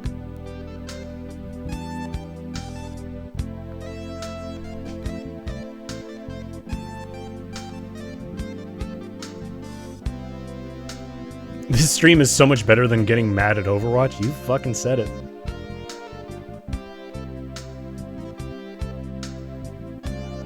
What else?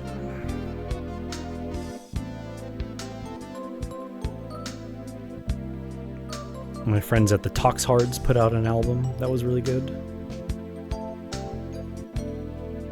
Oh yeah, there's a album by a band called Chochol Merged Syrups. Clepsydra is the name of the album. It's really good.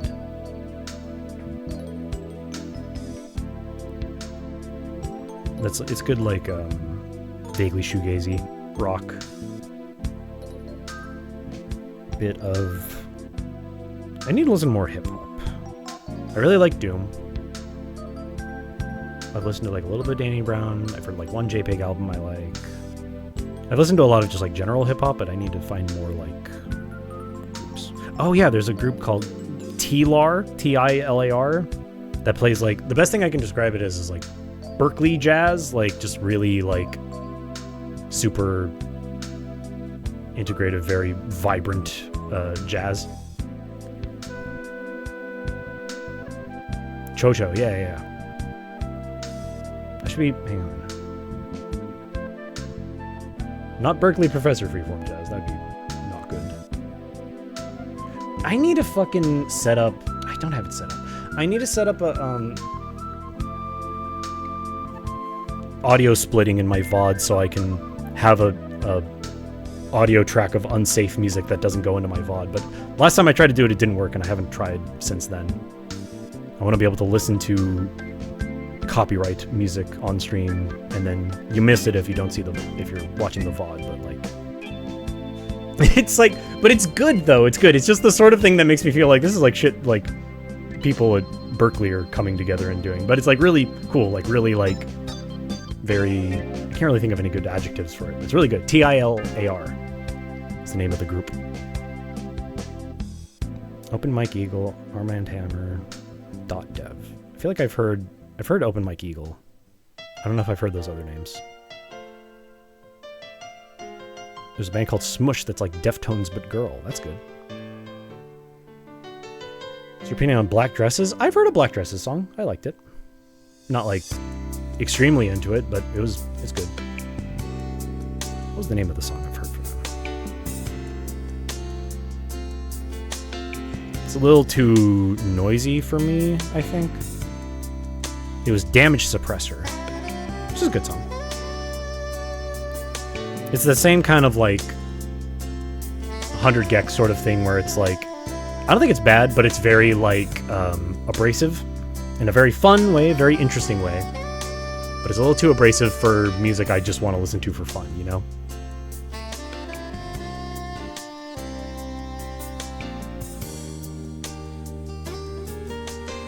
Dysphoria core. That's a very good word for it.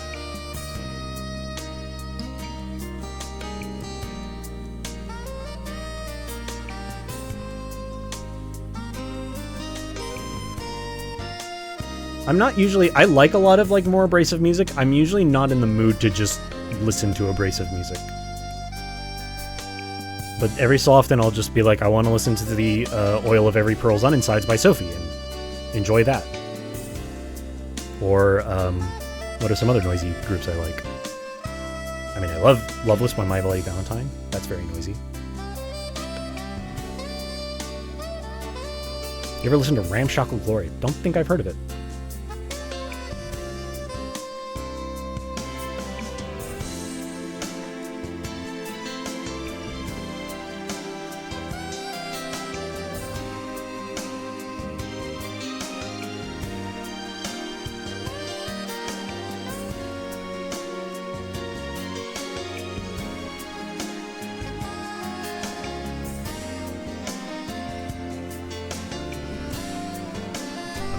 Spotify.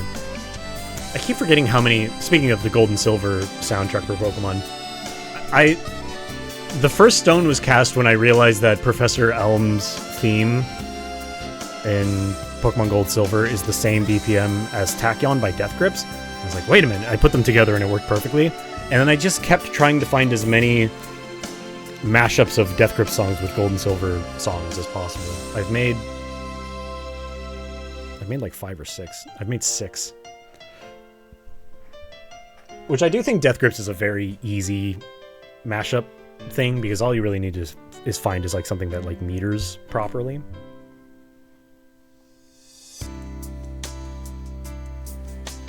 Return to Forever Romantic Warrior is a great album. Pretty much everything Return to Forever Chick Corea is good.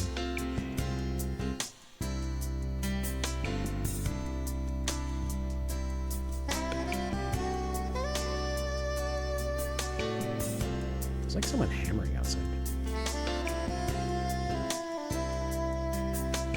I wonder what that is. You have every Return to Forever album up to the Romantic Warrior on LP? That's sick.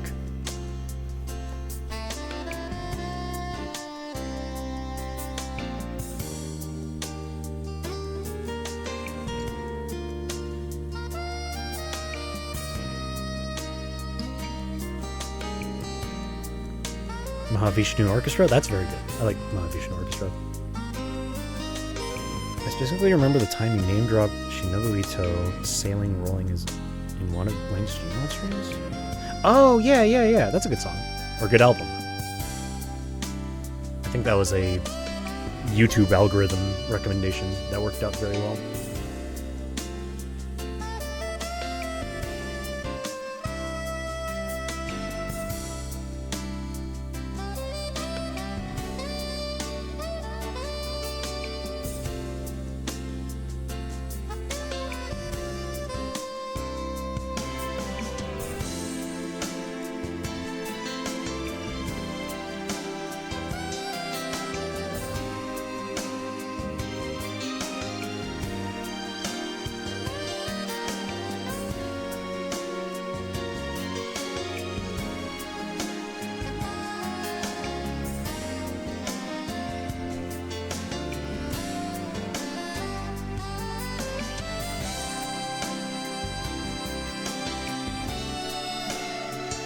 Maybe a more high concept, but is using a popular chord progression, but with the melody in parallel minor or major. I kept running into flat 6, flat 7, minor 5, minor 1 on a minor key, and realized if it was in a major key, it'd be like the Royal Road progression, 4, 5, 3, 6. Is this just a feature of like a key versus major minor being a bit subjective?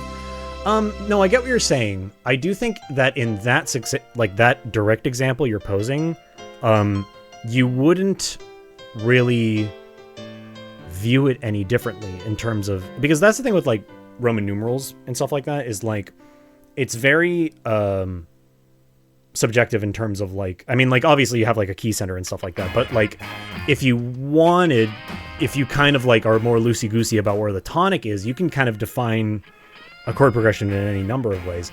It's just kind of like which is the most sensible one, and usually the most sensible one is the one where like your 1 is your home, but sometimes it's not always the case, where like there's a lot of chord progressions that start on 4, right?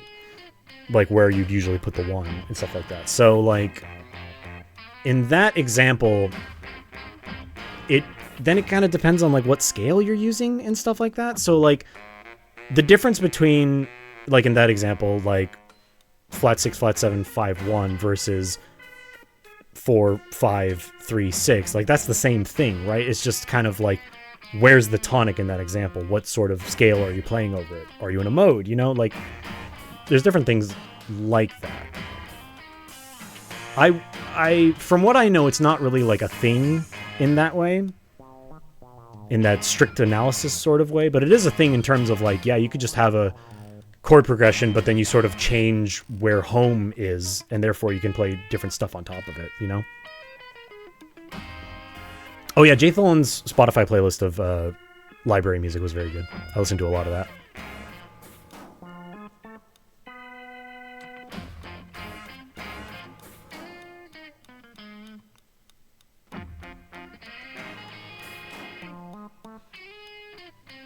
Yeah, I forgot Toby did those Cucumber Quest tracks. One that people have been talking about just because people have pointed out the similarity between the Nightmare Night theme he made with the Black Knife from Chapter 3. Chapter 4? Chapter 3.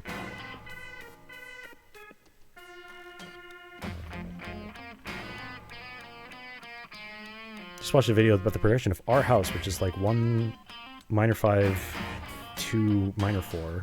It should be a common chord progression except the chords bar. Yeah, see, that's a good example of I don't know a good word for that, but it's like when you play a minor chord progression except the 1 is major. That's a bit of mode mixture that depends on case by case. Like in that example, if it's 1 minor 4, if it's 1 minor 5, minor 2, minor 4, then it's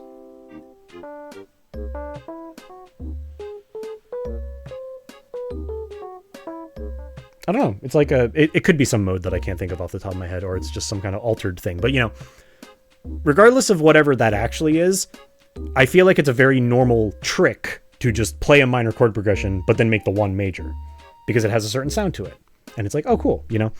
It's one of those things that I feel like you could... That's the other thing about theory, is like, there's lots of situations like that where you could just talk endlessly about what this actually is, when in actuality it's just like it's something that sounds good, right?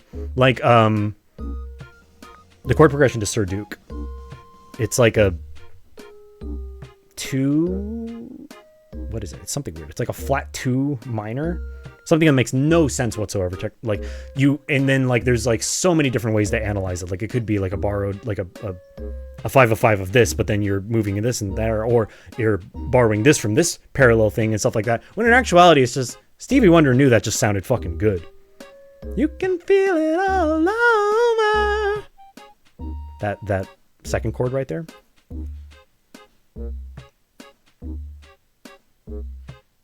Bye, Rob. Thanks for coming. If music was a pair of boobs, I would take the bra off. Fucking cheers that, brother.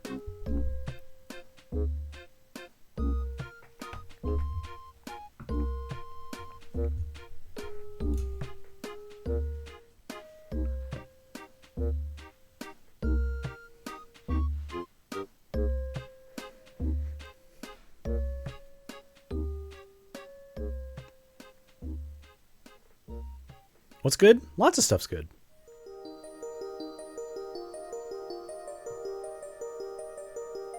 Life's good for the most part. Music is good. What's bad? War. Violence. My biggest musical challenge lately has been learning some J-pop city pop stuff on bass. That was like, is Mario good? Mario's usually good. Like, those fuckers love fucking slap bass. Like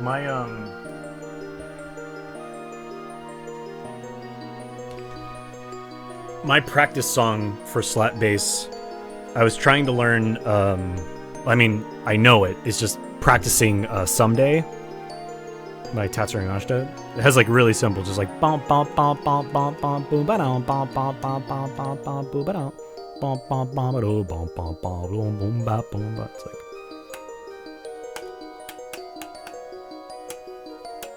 oh right, my bass is tuned.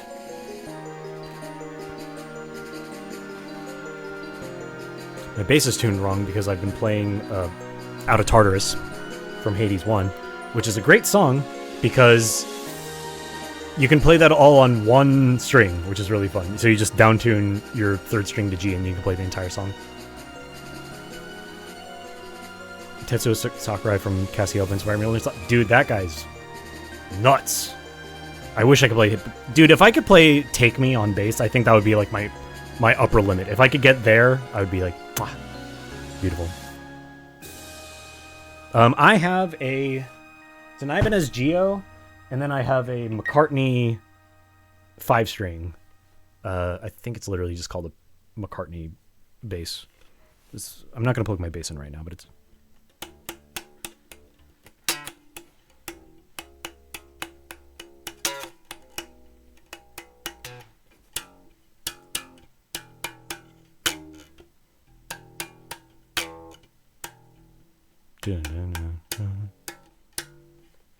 Oh.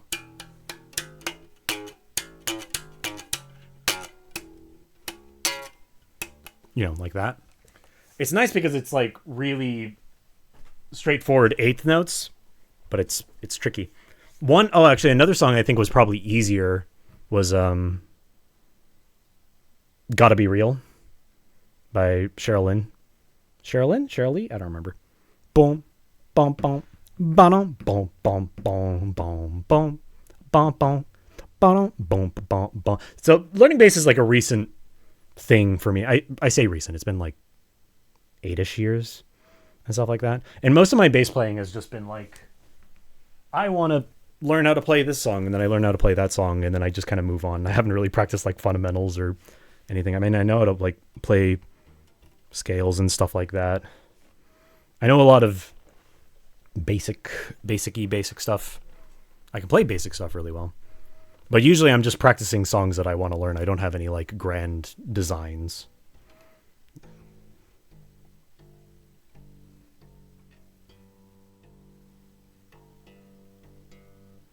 Like playing Out of Tartarus.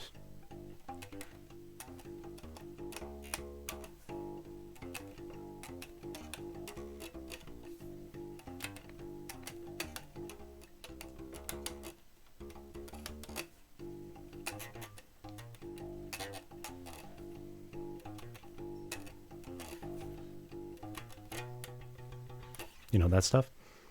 Is learning to play video game songs a good way to approach his piano? Yes, play something you want to learn. I started taking lessons when I was young, but like the thing that I think was like the first time I really like touched a piano and tried to like figure out, like, because I would plunk out songs on piano all the time, just from like games and stuff that I liked. But I think when I first started connecting the dots in my brain was when I realized that the ocarina and Ocarina of Time, the buttons on the ocarina correspond to real notes on the piano. Like, you can play all the ocarina songs, the snippets of them with those. Like...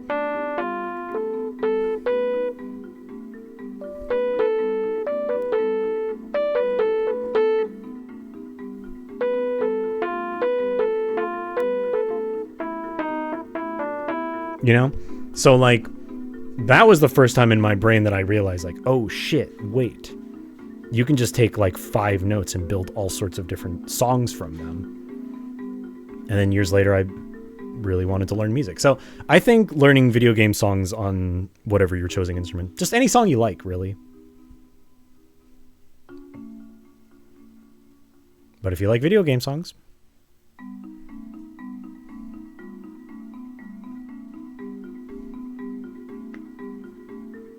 VGM's very good fuel for education.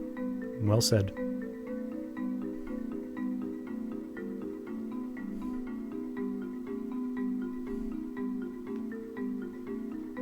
No formal education on your instrument, but you did do composition and theory in school. So my instrumental technique is self-taught, but I was taught more or less classically for theory, rhythm, ear training. That's interesting. That's kind of where I am at too. I did piano lessons as a kid, but like forgot everything. So I re-taught myself piano so that I could play all these musical concepts that I had internalized when I was mostly doing singing for choir and other.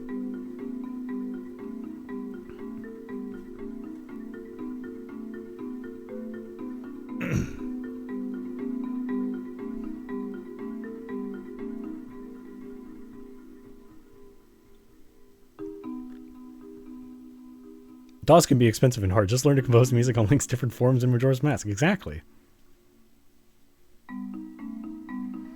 What I struggle with as someone wanting to get into music is that I just don't know where to start at all. I hate being bad at stuff, and I don't know where to start learning all the stuff to make music. That's what the stream is about. I mean, I've answered a bunch of general questions. First of all, you have to be bad at it if you want to be good at it. You have to want it. You can't just be like, oh, I'm not good at it right now, whatever, you know? But you have the potential within you as long as you want it. You don't need to be like, oh, I'm bad at pitch. Oh, I'm bad at blank. You know, it's like as long as you want it, you can learn it, because there's just different avenues to chasing this sort of knowledge in a way that is applicable to you that I think can work out for anyone, you know? My recommendation, hop on a piano, learn what a major key and a minor key is, or a major chord and minor chord are. Play a C major scale. Learn what a C major scale is. Learn all the chords of the C major scale. You have the building blocks for most pop songs. Learn pop songs that you like. Look up the chords on like Ultimate Guitar and stuff like that. Play those on piano. Start analyzing songs you like. Start finding why they work with your limited knowledge. Start running into stuff that you don't understand. Start incorporating those new things you learned into whatever you try playing. You never have to feel like you're supposed to be making something. You could just be spitballing, you know? Yeah, just get like Reaper, like a free DAW. You can just like make stuff really, really easily. There's all sorts of ways to do it. Again, I think the most important thing is you gotta want it. If you're like me and you're like, I don't really want to practice, then you're probably not going to get very good at it. Which is why I'm not very good at any of the things I do. Yeah, of course. You're also talking to someone with severe ADHD. I had to stumble my way through the dark for a while. But I had a lot of people to talk to and stuff like that.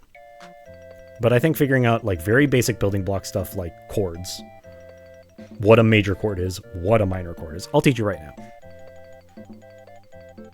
This is, if you have a piano, this is assuming you have a piano. If you have a guitar or something like this might not be as clear. Sorry. If you have a piano, or if you just make a digital piano like this program's called Simple Piano. I downloaded it for free. You can see that like my keys work as well, I think. Yeah, you can just do that. But either way, you look at a piano, there's white keys. That's called a C major scale. A scale is just a sequence of notes that work together for one reason or another. There's lots of scales. That's just one of them. But you have that. If you play multiple keys at the same time, but you leave one white key in between them, that's a chord. That's a major chord specifically. It's a major chord because you have 3 notes in between one and 2 notes in between the second note. 1, 3, 5. This is 2, this is 4. Like, you count all these. 1, 2, 3, 4, 5, 6, 7, 8. Or 8 is also 1. That's called an octave. Anyway, you have this chord. If you just move your fingers up, you get 2, 3, 4, 5, 6, 7. Don't worry about 7. Back to 1. With those, you can play almost any song. Very simply, very rudimentally, but name a pop song, you can probably play it with just that knowledge alone.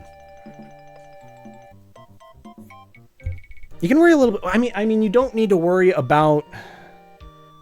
I mean, here's the answer. Here's why you don't need to worry about 7. Is because this, you're never going to hear just that diminished chord on its own. You're going to hear it as a 5. This is not a diminished chord. Like, no one ever uses this 3 notes as a diminished chord. They use it as an extension of 5. So you get a 5 dominant.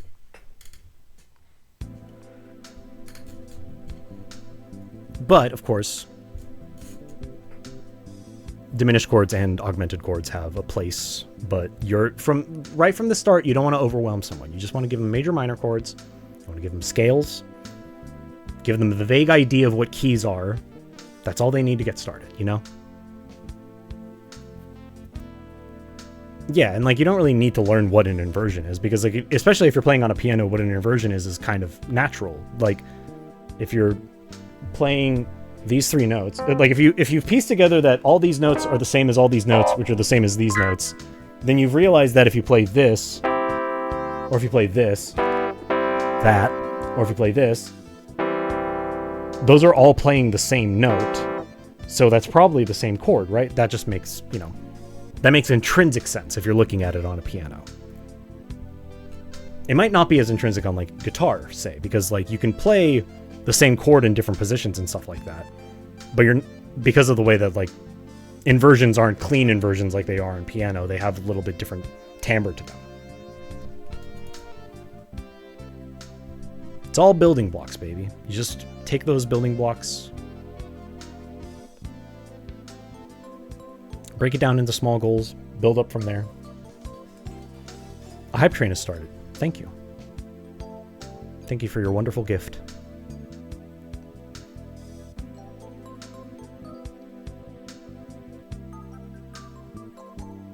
Oh, well, you're welcome. I would have done it anyway. I'm always happy to help people get started on the right path. Also, there's like 10 million tutorials on theory stuff on YouTube and stuff like that. But sometimes it helps to have someone tell you directly, here's what you should think about right now.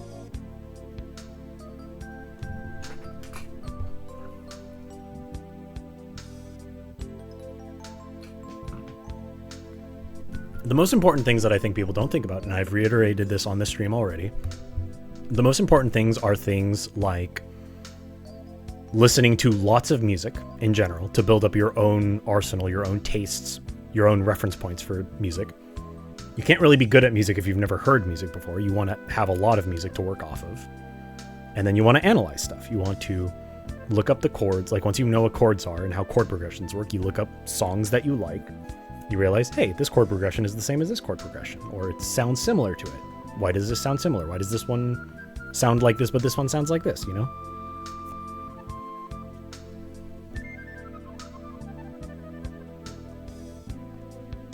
You gotta want it, and part of wanting it is, like, you probably want to play, like, one song, right?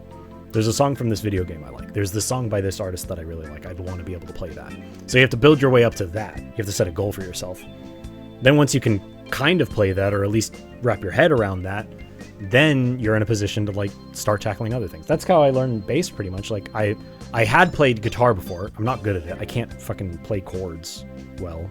I'm terrible at it. But one, I sang bass in choir, so I already had the principles of being a bassist were in my mind already.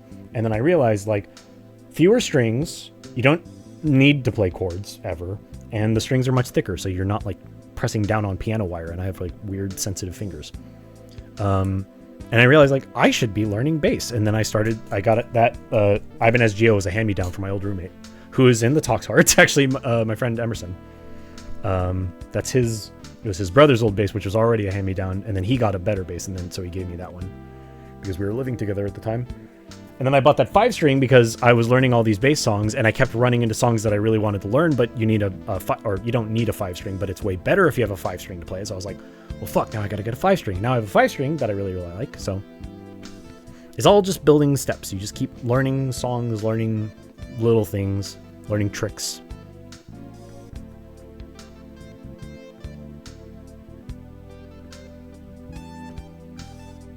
Some YouTube channel I used to watch used to use this song. I forgot its name, but its song stuck with me. It's Birdman from Pilotwing 64. A lot of YouTubers be using this song.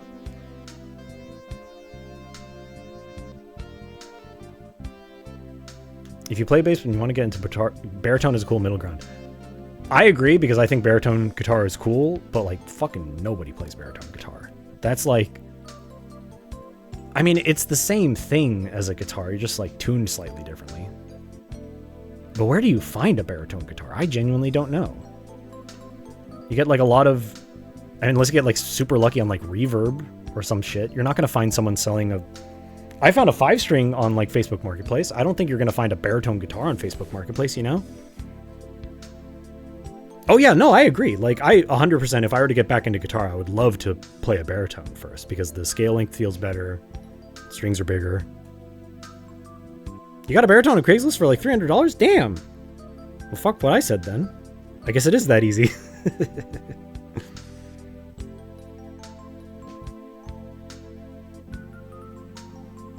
Oh, they have rubber bridges? Is that a normal thing?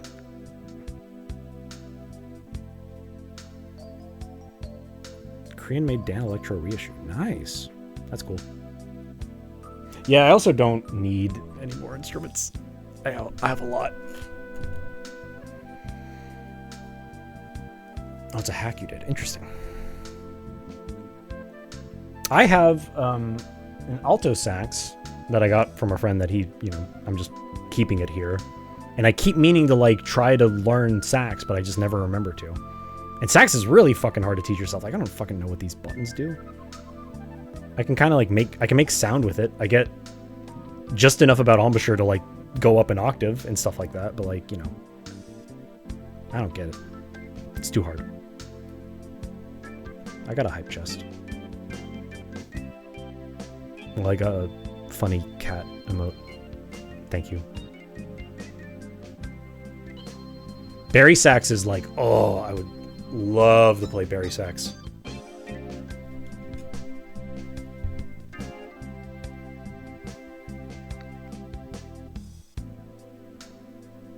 Yeah, Colin Stetson's goated.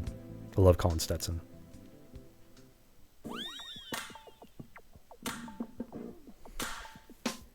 I've got one in the other room. I just never fucking remember to practice it.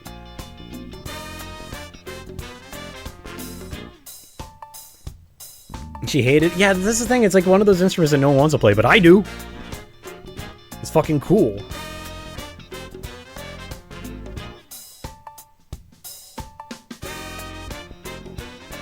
Yeah, unless you're playing like a soprano sax. There's the like teeny tiny one, like sopranissimo sax. Someone was talking about Tokyo Ska Paradise Orchestra earlier. Here you go. They did the soundtrack for Tonemo Crisis.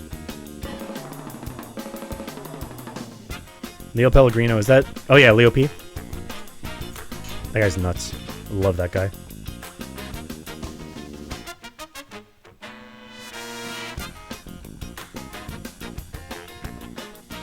The Leo P and the guy from Streetlight Manifesto were like two of the first examples I had of like, damn, baritone sax is fucking cool. God knows where you'd keep it. But that's why I want to learn like alto sax in general, because I feel like that's transitive, right? Like you just kind of like learn, there's differences obviously, but if you learn how to play one saxophone, you can scale up and down as needed.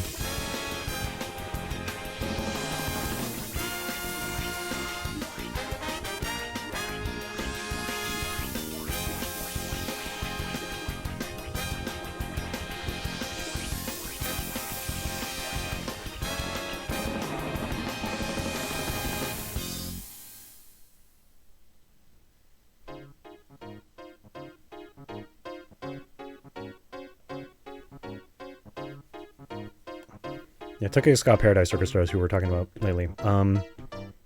If you want a TSPO recommendation, they have a song called Sweet Kinkutsu with Hiromi. That's fucking awesome. I'll just find the link and post it. I don't think I'm not allowed to listen to it because it's going to get my VOD muted. Because I've listened to it on stream before and it's gotten my VOD muted. Skapara. Skapara was good. Sweet Kinkutsu. No. Hello? Sweet Kinkutsu. Don't play. Don't play or I'm going to want to listen to it. Don't play. There we go. Go listen to that. My learn for the sake of learning instruments have been melodica, recorder, and flute. I do actually have a flutophone right back there, and I have a melodica somewhere. Melodica's fun, and melodica is one of those things that's transitive to playing piano. If you know how to play piano, then you know how to play a melodica.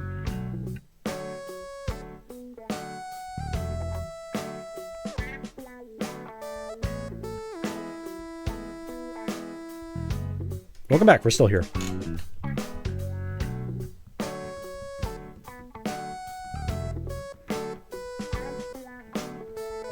Theremin would be dope. I'd like to play with the theremin.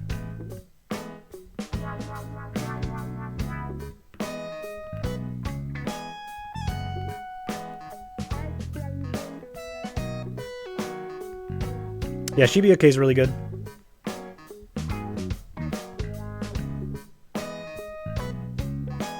I don't know if I've heard Toate. But yeah, I like a lot of Shibuya K. There's that band I mentioned, Blue Swing? Blue Swing's kind of Shibuya K. Yeah, Blue Swing. There's another band that like I saw on that came up on Spotify. I was like, these people are good. Who are they? And then I had to like look up what the album was, and it turns out it's some Japanese band from the 90s that put out one album and then vanished, and then people rediscovered on Mew like years later, and then that got uploaded. So then it's just been people like systematically re-uploading that one album to wherever will accept it. What was it called? It's called Sad Light Lovers, I think. But what was the album, the band name?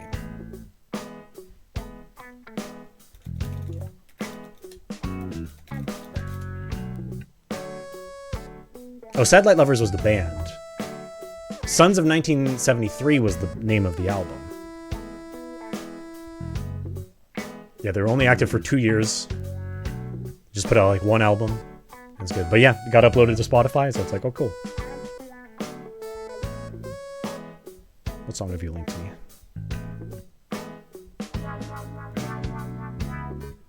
Technova. I will check this out. Save that for later.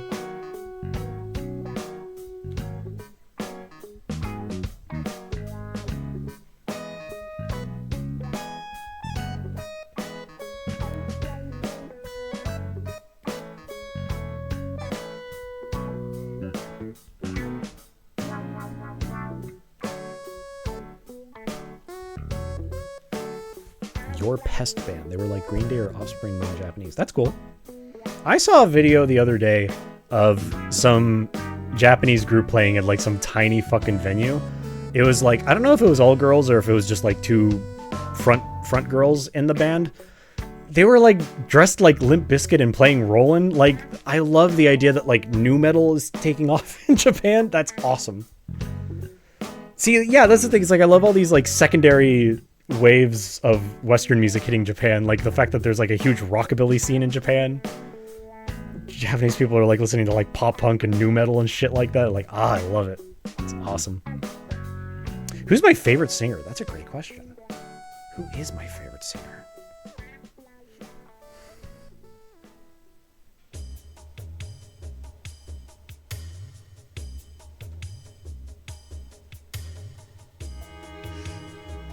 A bit of personal bias would be like one that's important to me is Casey Crescendo from The Deer Hunter. The Deer Hunter is like one of my favorite band ever. I love Casey Crescendo's voice. Oh my god, I have to think about this. If you ask me, like, in the span of, like, musical theater, that's easier. I used to really like Ramin Karimloo, Will Chase. There's all sorts of great singers in the theater world. But just singers in general. Shit.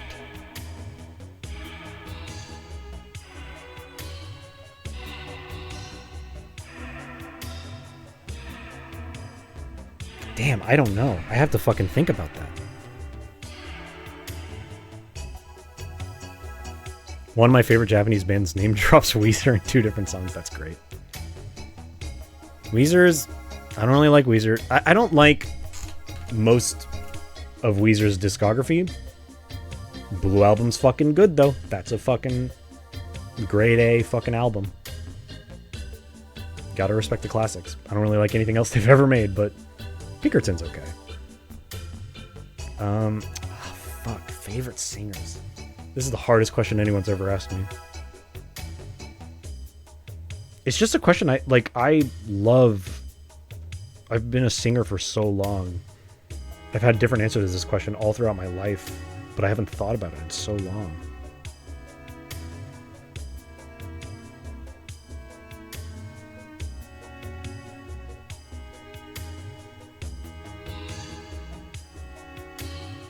I'd have to think about it. You hate that Buddy Holly song, but I also listened to Weezer for the first time as an adult, so my perspective may be skewed. I only got into Weezer as an adult. Like, I missed out on Weezer. All I heard was, like, Island in the Sun. If I have to ever hear Island on the Sun ever again as long as I live, it'll be too soon. I fucking hate that song. But then, like, at some point, like, during college, I, like, really listened to Blue Album for the first time. I'd heard My Name is Jonas and Guitar Hero. But, like, I'd heard all these songs before, but then, like, listening to the album as a whole, I'm like, this shit's good. They fucking knocked this one out of the park. I like Buddy Holly. Buddy Holly's a fun song, but I can get being sick of it. Especially now that it's been a meme for however many years. Your favorite singer is Aurora. I don't even know who that is.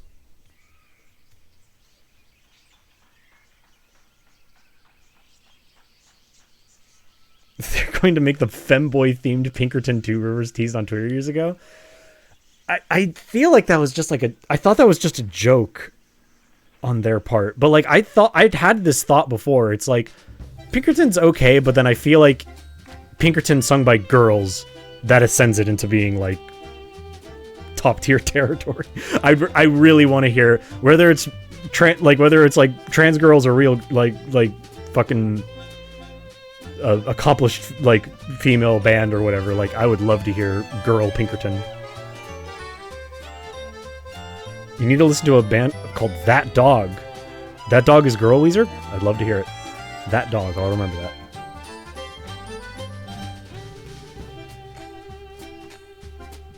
Not really theory related, but I do have a question. How the hell do people learn to discern genres? I cannot put a name to that sound. I don't know, honestly. There's a lot of genres that are just like fake to me. Just like, you know, there's obvious ones like, you know, broad strokes. Like if you hear guitar and it's like heavy guitar and then like 4 on the floor drums and it's like that's rock, I think. That's jazz, I think. But then you have like so many, like you have infinite number of subgenres in every category. It's all fake. It's just like, you know, you use other, if you have a name for things, like I'm not an expert in Japanese music by any means, but Shibuya-kei is like a very, it's not even like Shibuya-kei has these instruments. Shibuya-kei has this kind of BPM. It's just a sound. And that sound is something you'd hear. It sounds like something you'd hear in Katamari Damacy. That's Shibuya-kei, you know? And that may not be the full answer if you were to talk to like a Japanese musician or something like that. But to me, an American, Katamari Damacy is my reference point for what Shibuya-kei is, right? So like, that's what makes genres, you know, you can only use a genre name if it makes sense to you why it's called that. Like for the longest time, I didn't really know why acid jazz was a thing, like acid music in general. And then I kind of listened to more and I'm like, I guess I get it. You know, it has like kind of heavy, squishy sound, but not always, but it's kind of like spacey, you know, it depends. It depends on so many different things. Yeah, but it's also like, it depends on what kind of space you're in, you know? It's like, you can't use a lot of like really meticulous genre names if you're talking to most people, you know? You just kind of like give general, like, oh, it's kind of like this, a little bit of like that, you know. Acid jazz is Persona 5 and Jamiroquai. Exactly. You have all these like reference points for things, and then you're like, oh, okay, I guess I know what this is now. I didn't get why it was called industrial music until I realized shit was drills and hammers. Exactly. That's just like, I wondered the same thing for the longest time. Like, what is industrial music? And it's drills and hammers. Shibuya K always makes me feel like I'm on a conveyor belt on mushrooms. I like that.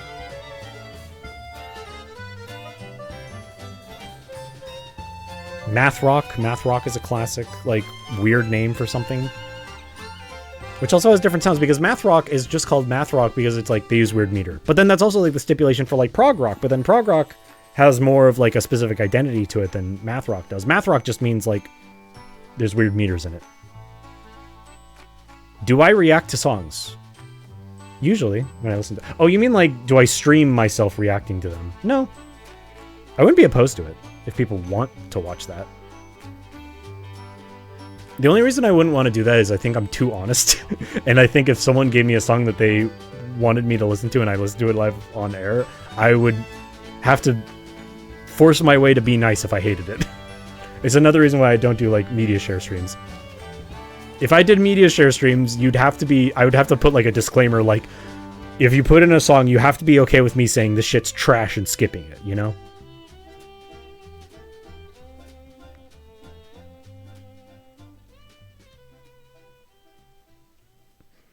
Like the name, yeah, like shoegaze is a classic because it's like, why is this style of music called shoegaze? And it was called that because like My Bloody Valentine was playing these like incredible, like this wall of sound feeling is a term you'll hear. Just an overwhelming amount of sound and distortion and reverb. It just like echoes throughout. It's like overwhelmingly powerful.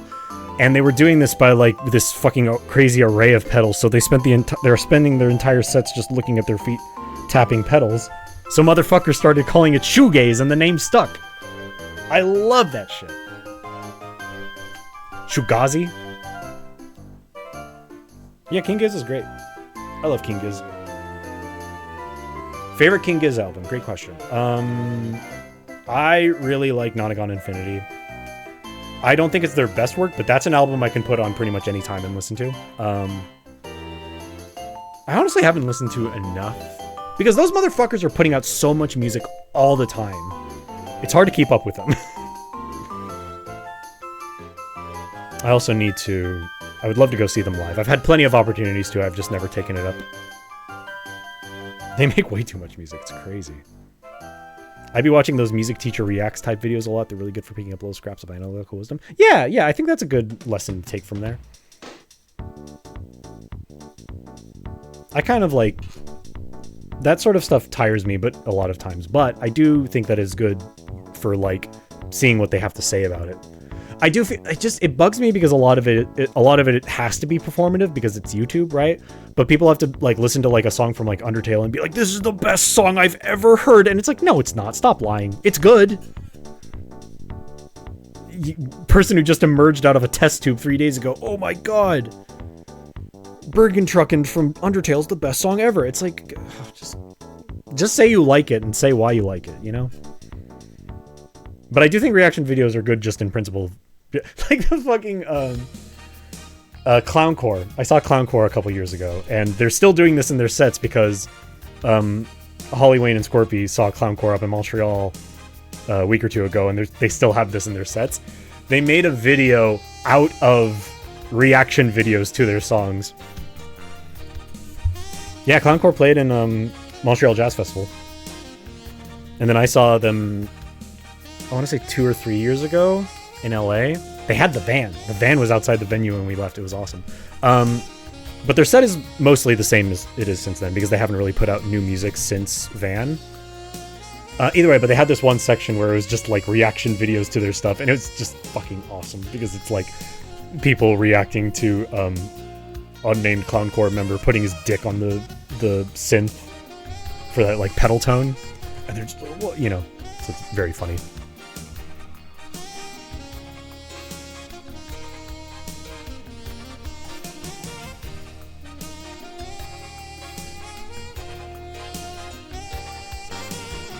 This album's fucking good. Mysterious Concord guys, who knows who they are? Who can say? Truly impossible to say. It's so fucking crazy. I don't want to spoil it.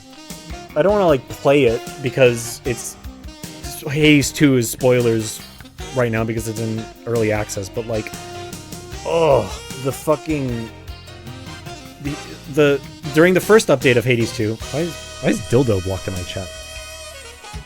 His dick that is very clearly a dildo that he has in his pants. Yeah, exactly.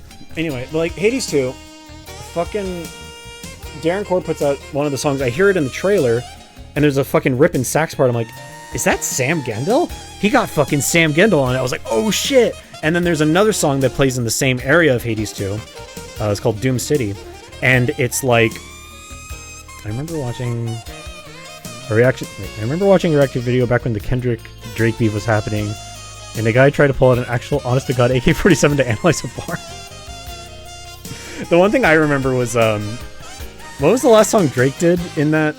Was it called Euphoria or something like that? I remember, man, I've heard Not Like Us so many fucking times, I'm sick of it, unfortunately. But I remember seeing a video when that was still happening, and it was like people reacting to Euphoria by Drake, and they're like, oh shit, oh, like, oh yeah. And then it was people reacting to Not Like Us like, oh my god, like they're watching like a car accident happen.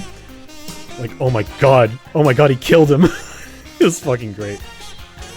Anyway, and then there's another song that plays in Ephira in Hades 2 called Doom City that just sounds like a Knower song.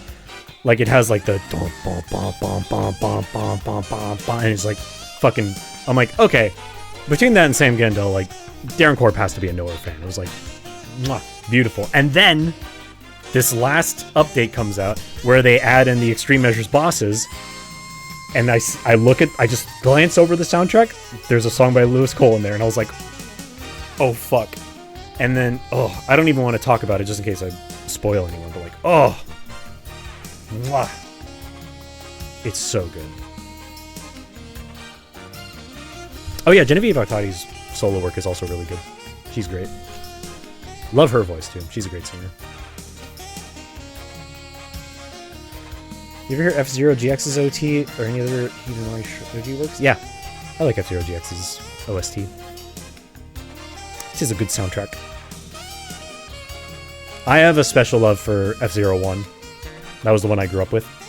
By, what's her name? Yumiko Konki? Something Konki. I don't remember her name. But the woman who composed F-Zero's soundtracks. And this arrangement album is fucking good.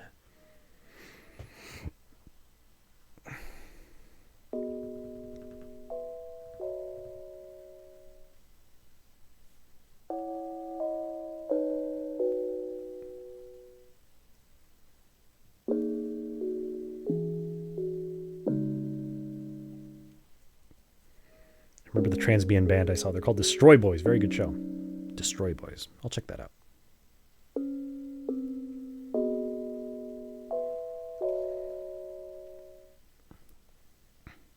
It's true. A new F-Zero hopefully would have good music. I mean, considering how good all of Nintendo's music is for like other, like fucking Mario Kart and shit. I know those motherfuckers. I want those motherfuckers to upload the damn... Has anyone ripped Mario Kart World soundtrack yet? Can I listen to it yet?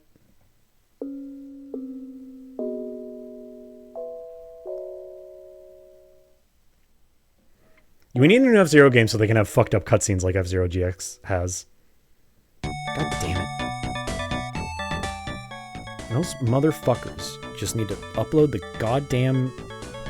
I don't know why they're being so fucking picky with it. Just upload the soundtrack somewhere where you can fucking hear it. Assholes. My streamerversary is coming up in 2 days. We'll help you celebrate this milestone with your viewers, so head to your creator dashboard and start party planning today. That's fun. I didn't realize that. People are like recording the in-game stuff paused with the sound effects off, but no, it's correct. Yeah. I've seen one video of just like playing a bunch of music with the game paused. They don't even need to sell it as CDs. Those motherfuckers have their own music app. where they upload the music to their own fucking games, and they're being very stingy about uploading goddamn fucking Mario Kart World, the shit that anyone actually wants to hear. It's a premium paid service, too. They're just such fucking snakes. Fuck those motherfuckers.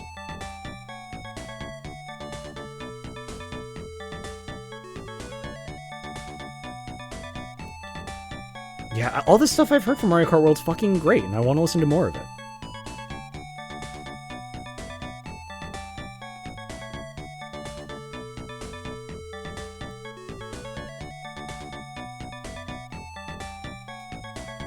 This exact scenario is happening with a certain Grim song in Death Stranding 2, I assume? That's funny.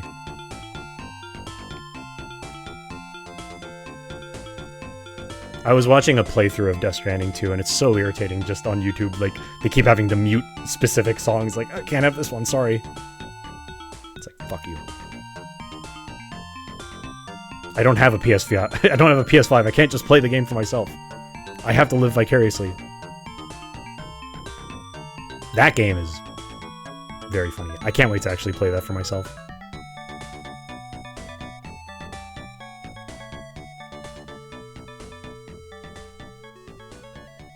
Metallica, I hope you die. Co-signed. If you want to listen to the music, you should buy the games. Yeah, you should pay $500 to buy a Switch 2 and Mario Kart, so you can listen to the music.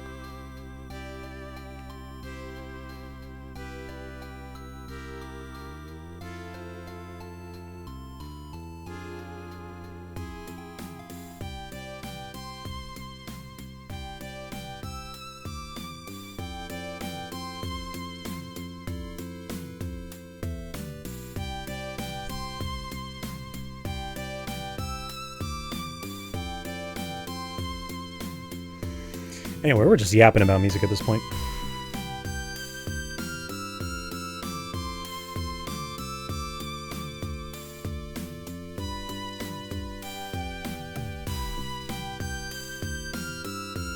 This is from Groundseed?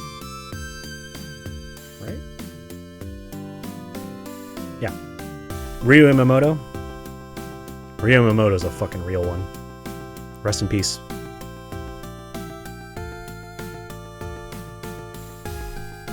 Too Mellow's good. I mean, they're really good at, like, impersonating. We're talking about, like, impersonating, or, like, oh, my shit sounds derivative. It's like, fucking Too Mellow got a lot of their popularity from fucking impersonating Naganuma's Jet Set Radio music, which is fine, because it was good.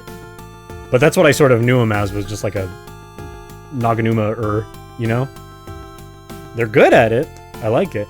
But I was mostly impressed that they have, a song on Bomb Rush Cyberpunk, and I really had only known them from their Jet Set Radio style music, and they have a song on Bomb Rush alongside Naganuma, and they made something that didn't sound like a fully Jet Set Radio Naganuma track. It just sounded good. It was very good, very in the same style. I like that song. Bomb Rush Cyberpunk.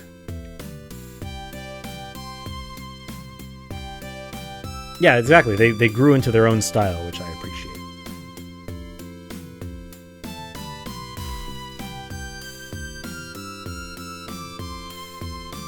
I'll listen to Tokyoto. I just like the shit that you hear is the shit that's like algorithmically recommended to you, which is the really derivative shit. So I'm like, that was my only impression of him until I realized they did more music than just that, you know?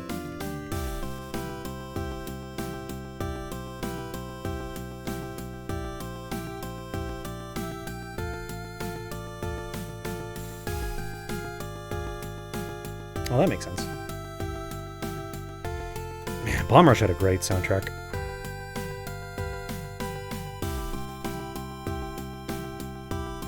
Never played that game, but I listened to that soundtrack a lot.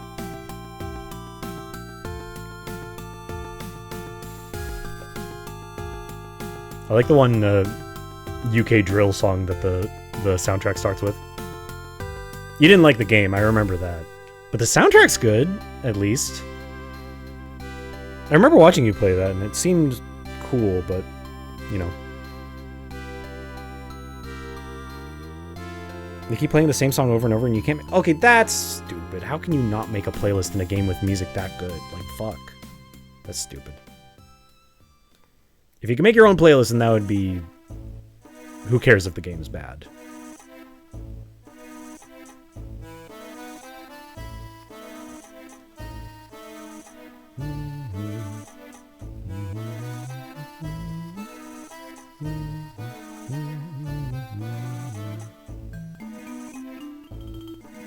Hunter Van Brocklin's new FM OPN. I don't even know who Hunter Van Brocklin is, but you fucking said FM album and my radar went off. Who's Hunter Van Brocklin?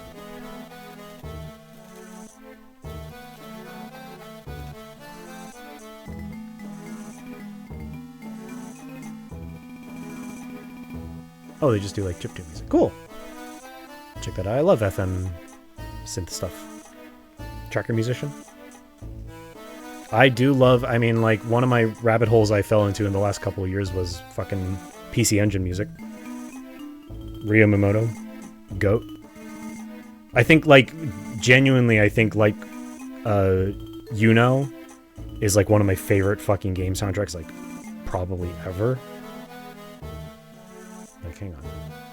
Sorry, Oho Ocean. I do love you, and I do love Yoko Shimomura. I need to pull up a new toy. Actually, I can keep this playing until I find the new toy.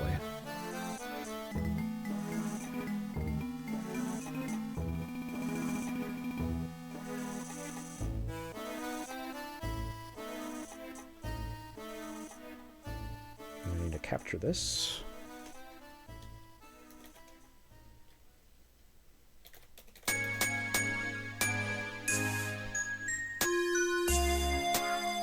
I love this song. This is just some, I don't remember if it's like a Davisy song or something. It's from something. And I need to wait for this song to finish.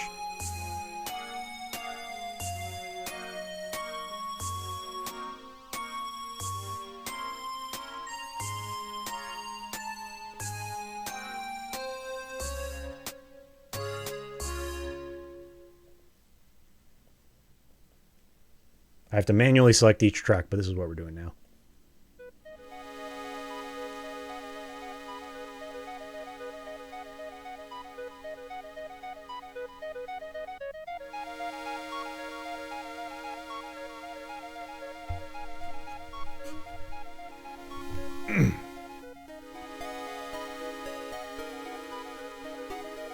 That's the thing, like, we were talking about DAWs and stuff like that and how there's no wrong answer for whatever. I can't figure out trackers. I've looked at trackers before. I'm like, I know what this means in principle, but I can't even figure out how to make like a note happen in Bamboo Tracker.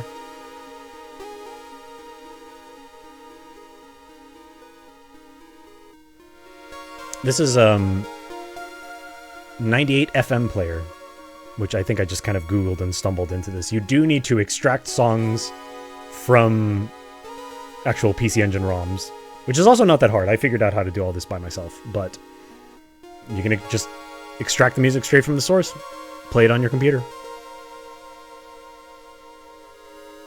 See, like, you can't use Piano Roll, only use Tracker. It's just how it goes.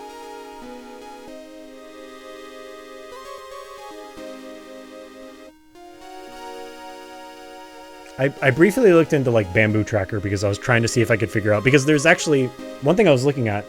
Something you can do is you can take PC Engine songs and then isolate an instrument and then copy that preset to something else. And I was trying to figure out how to do that in such a way that I could copy specific instruments. And I kind of figured it out, but not like in a really clean way.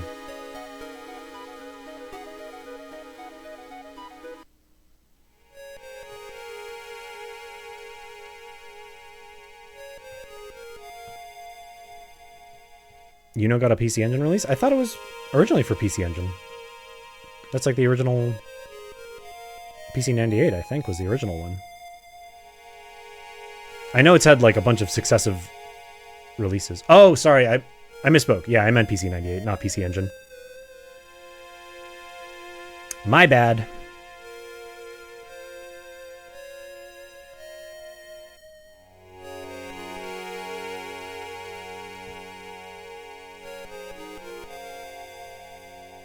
I love this soundtrack. And that's the thing, it's like I discovered like the Super soundtrack a bit ago, and I was like, oh shit, Ryo Miyamoto is fucking amazing. And I listened to some of his other stuff, and it just gave me like a much more interest in like FM synth stuff, which I'd never really thought too clearly about, other than I like Genesis music a lot, you know?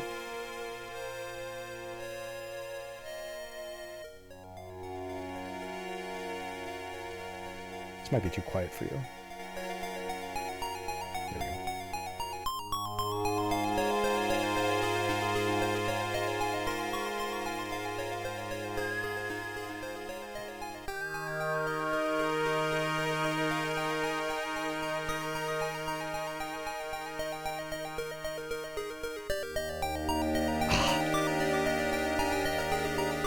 So elegantly composed.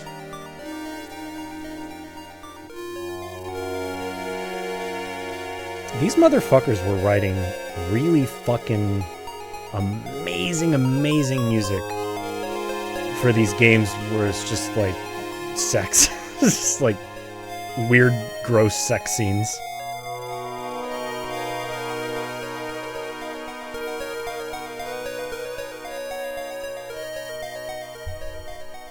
You hear the soundtrack for Yuno and you're like, oh fuck, this is amazing. You read the synopsis for what happens in the game and you're like, oh.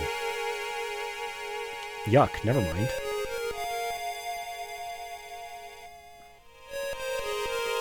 Also featuring, yeah, some of the best pixel art ever.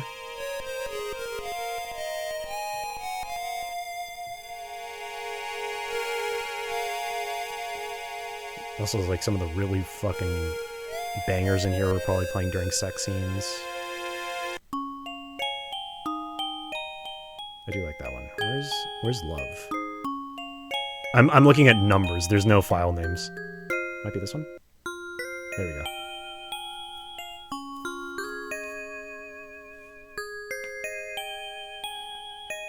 Yeah, Yuno is like really influential, and from what I've seen, it seems like any of the really like kind of stuff about the original has never made it into successive re-releases, but also successive re-releases don't have this fucking glorious FM synth music.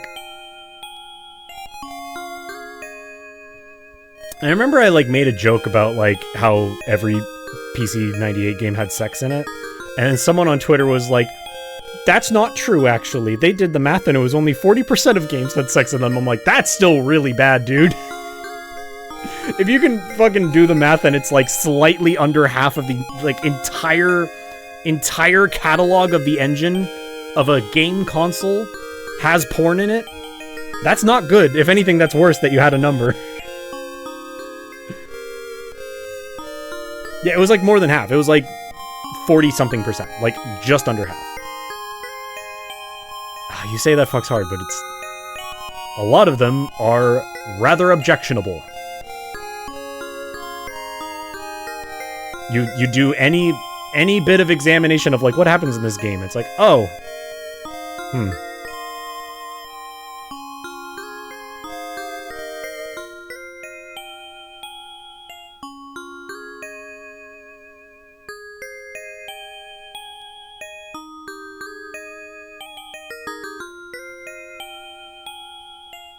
And then it steps up.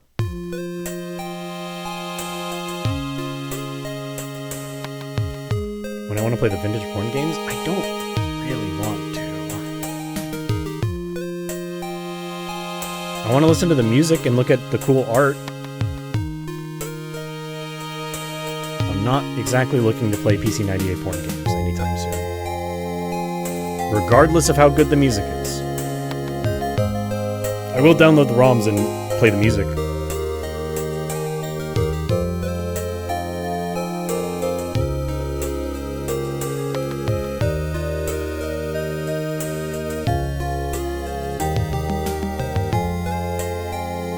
Oh, the PC 90 games are what you want when you want to play them. Yes.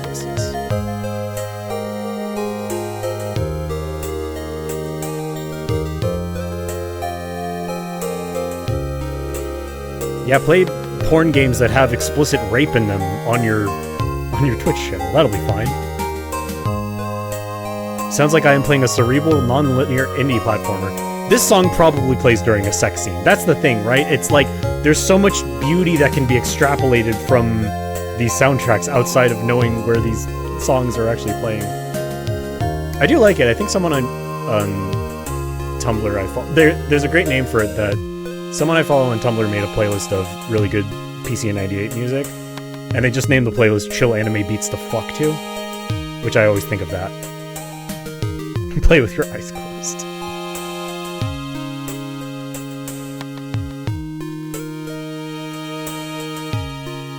Ah, yeah, here it is. You can't see this, but there's a tone viewer on this player that can just like copy the PMD presets from whatever instrument is happening at the moment. So you could like copy an instrument you like, copy it over into another program that can extrapolate synth programs. Second question is your Keisha fucking Adobe's DRM.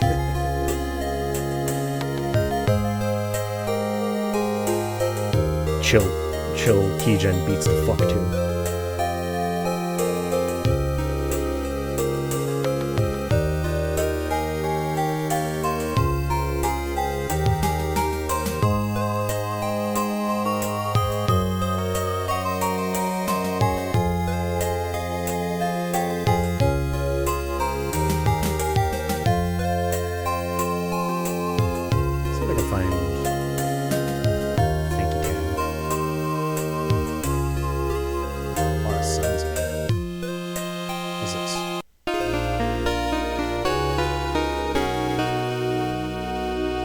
These are like, all the jingles are at the end. Oh,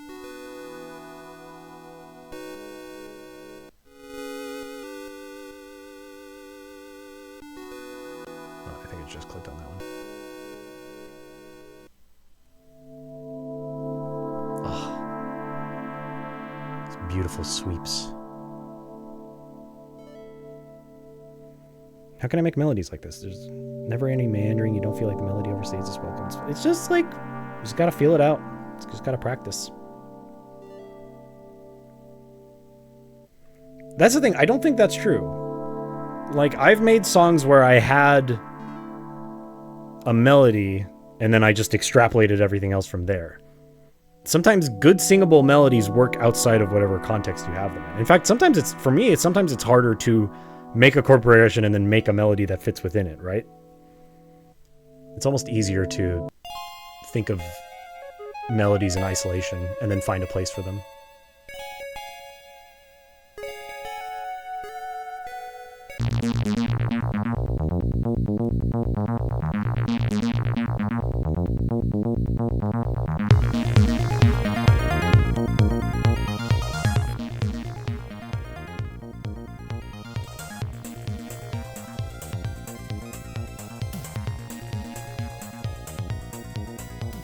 I'm in!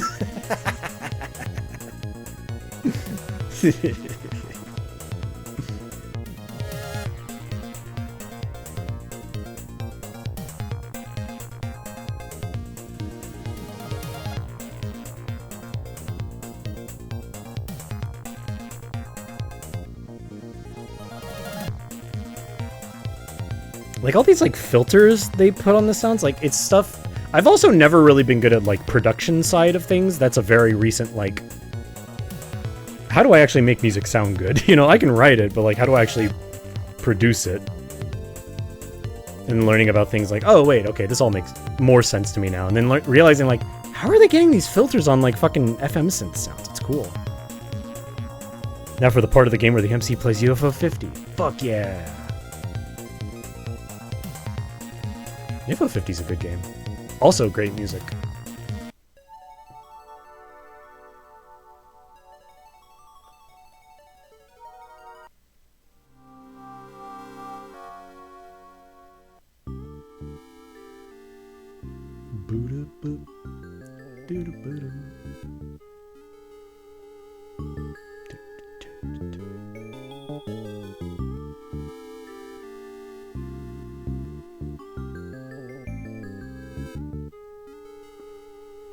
UFO 50 is great. Well worth the price. How much is UFO 50?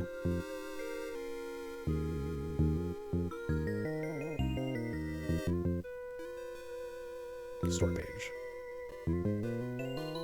UFO 50 is on sale. It's currently $20. I'd say that's well worth the price. Oh, I should get the soundtrack. I don't know if I want to buy it on Steam or just get it. I wonder if it's on like Bandcamp or something like that.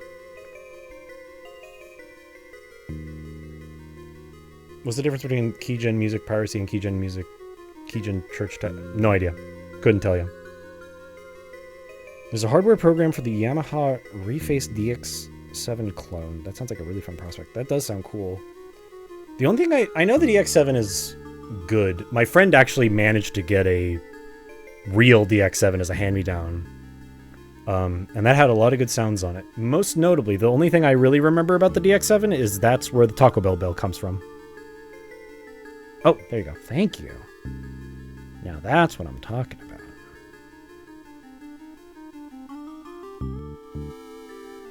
It looks like it's more on Bandcamp than, oh, because it's currently on sale on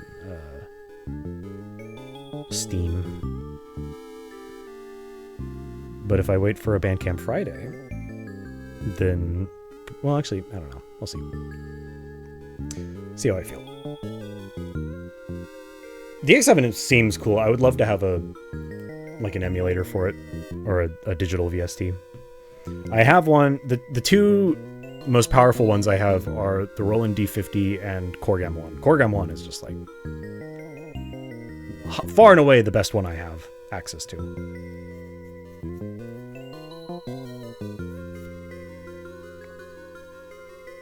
Try out Dexed? I do have Dexed. That's the other one I have. It's alright. I have Ableton open right now. I can just look at it. Oh, right. I've never actually played with this.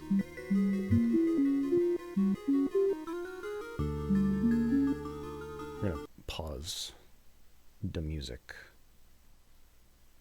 for the time being.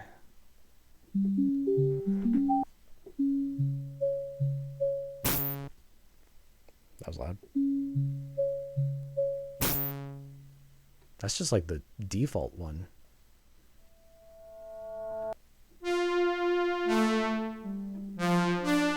This has a lot of knobs. It has an overwhelming number of knobs, for those who can't see it. It is cool. I keep meaning to play with synths like these, but I don't really have the stones for it.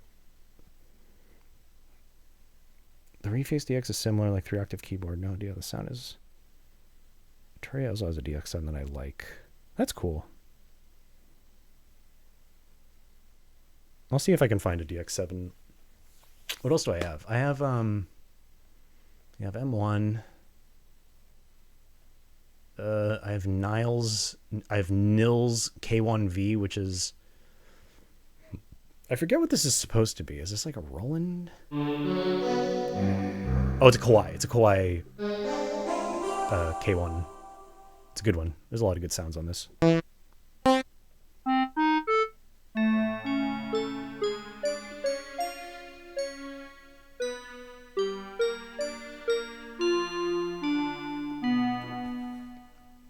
The other thing about like melodies is like, if you get really deep into theory, you realize that you can, if you wanted to get like super nitty gritty with it, like a inadvisably nitty gritty with it, you can break down every single like melody. You can break down every single way that one note can move into another note that has a name. Like it can be a passing tone. It can be a passing tone up. It can be a passing tone down. If you have a note that goes up one and then down, there's like which one's appoggiatura? Is that where it goes like up and then down a little bit, or then down and then up a little bit? Either way, every single way that a note can move has names to it, so you can like get as nitty gritty as like that. It goes like passing tones from the bass tone down to this tone, which is also diatonic, and then it jumps up to here, but then it goes, you know. In actuality, I don't think anyone actually builds melodies like that. I think they just like sing it, feel it out, have it, and stuff like that. But there's a couple of sort of more granular theoretical things that you can apply to a melody to maybe make it more interesting. But I think the principle of a melody has to be something that you can sing yourself and feel it, right? That's how I feel, at least. I'm going to go to the bathroom one more time, and then I think we're going to call it sooner than later. Because I've been streaming for 3.5 hours. I'll be back in just a second. I need to have a keyboard shortcut for pulling up my BRB screen.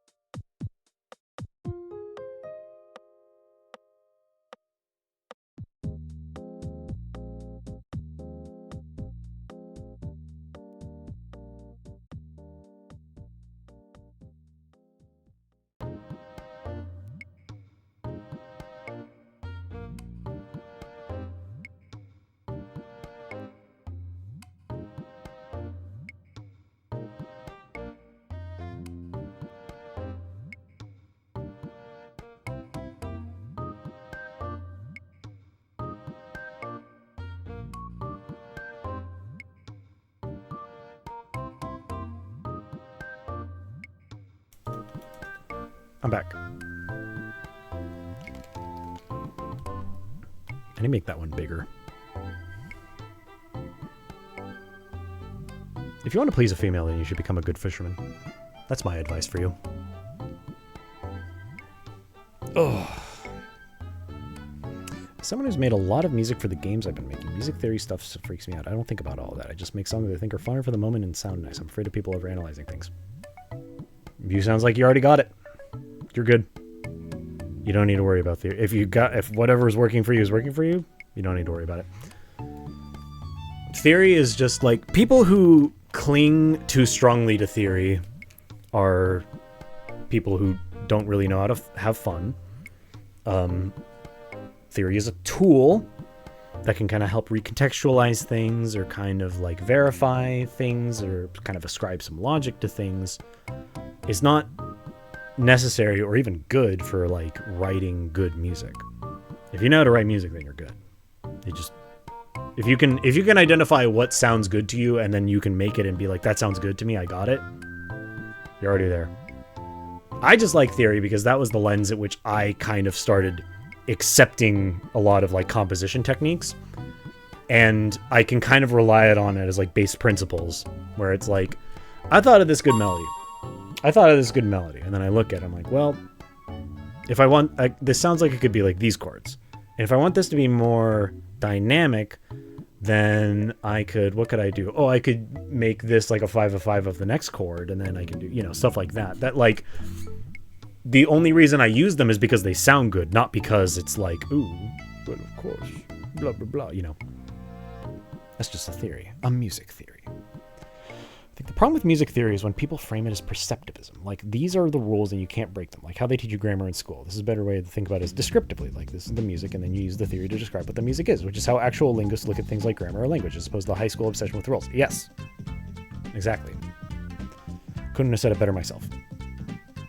There is, like, I don't know, anyone who says, like, theory is, like, important is wrong. And anyone who uses theory as, like, well, blah, blah, blah, XYZ. It's like, who cares?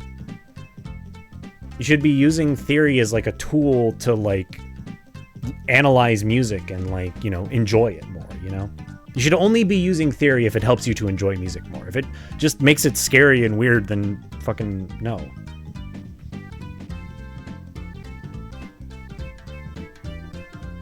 Like I said, I think theory is good, and like learning high-level theory, like, I don't know, if you want to get like really fucking crazy, you can get into like negative harmony, which is like some shit that Jacob Collier does it, but he got it from a book that I've read before called Theory of Harmony by Ernst decline, I want to say.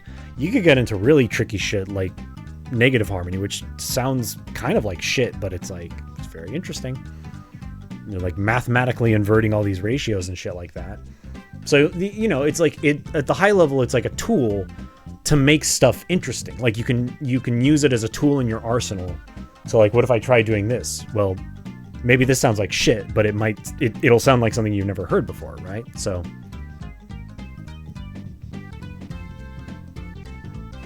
thank you. Jacob Collier also makes some of his songs so complicated he forgets to make them good. I agree. I think it's gotten worse over time. One of the best fucking concerts I ever been to was seeing Jacob Collier in like 2017, maybe.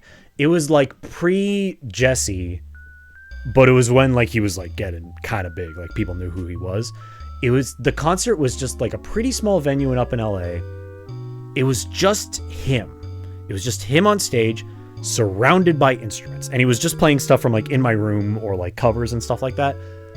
One of the best fucking concerts I've ever been to in my life, period. It was so fucking good, and he was just like so natural and vibrant and fluent. He's just playing with like loopers and sampling, just jumping from one instrument to another. It was like beautiful. Loved seeing that. I think like he thanked people after the show, and like he's like, I'd like to thank, who was there? I want to say, I think he said Eric Whitacre, which was already like crazy to me, but most importantly, Quincy Jones and Hans Zimmer were in that audience. He's like, I'd like to thank Quincy Jones and Hans Zimmer and Eric Whitacre for all being here. And we're like, where? What? It was like fucking insane. But that was a fucking, it was so good. But I feel like I wouldn't want to see him now because it's good. The music's, great. Like he's still amazing, but like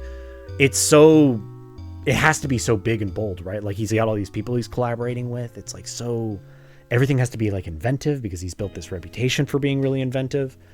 Meanwhile, it was like, I just liked when you were doing like these fucking psychotic acapella covers of the Flintstones theme. Like that was fucking badass. Yeah, he did the audience choir gimmick with us. It was when we were singing Savior. And it was great because it was like, with an audience that small, it's like anyone who's coming here to this tiny venue to see Jacob Collier is a musician because they know who he is. So he did like the like, all right, you guys sing this part, you guys sing this part, you guys sing this part with the ending to Savior. And like everyone was fucking on board, like having so much fun. Not a single voice out of place. Everyone knew exactly what they were doing. It was great. And it was just like a magical show. Great experience, great set. It's just like super cool. I don't think I'd ever want to see him again. I don't think anything's ever going to beat that. So that was seminal memory. And to this day, I do think that like In My Room is like my favorite stuff Jacob Collier's made. I like Jesse. I like the stuff I've heard from it, but none of it rings as true as all that weird shit he made when he was just some savant in his teens. I mean, he's still a savant, but you know what I mean. In the Real Early Morning, You and I. That's one thing I've really wanted to do. I want to do more. I haven't done acapella stuff in a minute. I used to do a ton of acapella stuff back in high school. Every so often I try to like multi-record myself doing acapella stuff, and I still kind of got it, but I would love to do a cover of You and I. My main thing is my voice has gotten weaker over time, and my falsetto isn't very strong anymore, so I want to be able to get really up there. The like one octave up that he does. Have you heard the Crash Twin Sanity OST? I don't know. I've probably heard a song or two from it. I hope Collier doesn't suffer from too much praise. Don't know much about him other than he has so many people hanging on to him to be his best. I think he'll be okay. Like in terms of like a human being. But I do think it's made me less interested in his stuff, Like, Learning Don't You Know is my first intro to playing odd time signatures. That's a good one. I prefer Lewis Cole's Maximalism. 100% agreed. I love Lewis Cole. All of his... Oh, dude, the fucking album he did with the Metropole Orchestra. It's like, what's that album called? Nothing? So fucking good. I ever since that album came out, I just listen to it every so often. because like he did like a lot, like a couple of like live sessions like in someone's house, maybe his house, where they just like they're all spread out throughout a house and just like recording, and like it's great, but the production's not very good because they're recording it in a house. Meanwhile, the one he did with the fucking Metropolitan Orchestra is like, oh, so good, fucking amazing. I need to figure out how to multi-track my VODs because I want to listen to that right now, but I'm not allowed to because I'm probably gonna get muted. Yeah, the Nowhere Live Band session. That was great. I love the Nowhere Live Band with like I'm the President. The video for that one's also really good. I love Nowhere. Lewis Cole's great. Love that guy. Either way, but yeah, I feel like Jacob Collier is fine. I feel like he has a good head on his shoulders in terms of being a human being, but I do feel like his meteoric catapulting to stardom has sort of like invariably altered the trajectory of his life, you know? Yeah, yeah, where the keyboardist runs down to the like the upright at the bottom of the stairs, he turns his shirt around. Everything about that video is so good.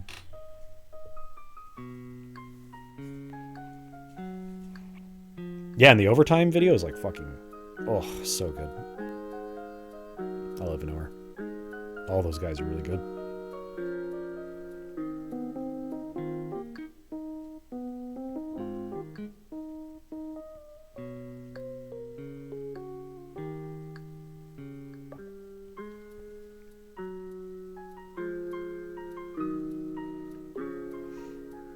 Manaka Kataoka, that's who I was trying to think of from New Leaf. I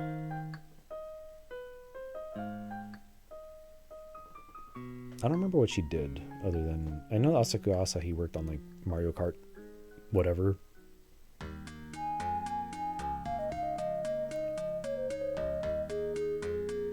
There's a lot of good music out there. And it's all good. Music's good. You fuck with 8-Bit Big Band? I do really like 8-Bit Big Band. I really like the first couple albums. Some of them are like, some of the arrangements are a little too gimmicky for me, you know? Where it's like, it's this, but this, you know? And like, some of that is fine. I like that. It also, it's this very weird crossover because Charlie Rosen is a fucking Broadway guy. So he has all like this, my friend Paul, who went to AMDA and did one semester of AMDA over in New York, so he has enough vague theater connections in New York. There's that one video they did where they had like a guy playing Mario and they were like playing the arrangement along to Mario. And he's like, oh, I recognize that guy. And he's like, kind of a dick. I worked with him once. I was like, oh, that's funny. But either way, he's in the Broadway space, right? Like he's doing arrangements for like Tony Award winning shows and shit. So I actually saw Charlie Rosen at fucking PAX East, not this year, but last year. I wish I regret it. Like it passed by too fast for me to see anything, but I saw him walking down the hall. I was like, oh shit, there he is. I'm like, I should have said hi to him. Like, yo, I like your stuff, but I didn't. Oh, Super Soul Brothers are fucking good. I don't know if they still exist. I haven't seen anything from them in a while. Their Mother album is like Motherload. That's a fucking good album. Either way, 8-Bit Big Band's really good. I really like a lot of their arrangements. Some of them are a little too gimmicky. Like they did one that's like Still Alive, but like Frank Sinatra, and it's like, all right, whatever. But then they like did like anytime they do like a straightforward arrangement, it's good. Like when they did Snake Eater, however many albums ago. That was fucking good, dude. Mariachi Entertainment System is also a good cover band. I like those guys.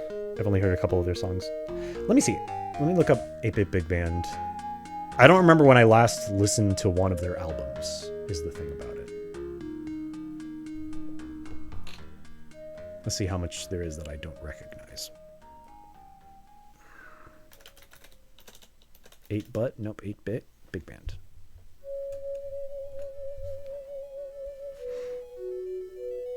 I'll Get You Driving Crooner. I'll fucking kill you. The one that was Wii Sports, but it was also In the Stone by Earth, Wind and Fire. That sounds good. I don't think I've heard that one.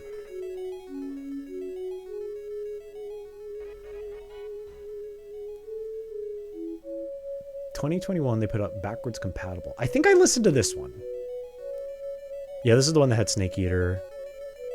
Oh, yeah, and then they had Grace Kelly on Jump Up Superstar. That was fun. And then Grace Kelly was also... Yeah, she played in Hydra City Zone. That was good.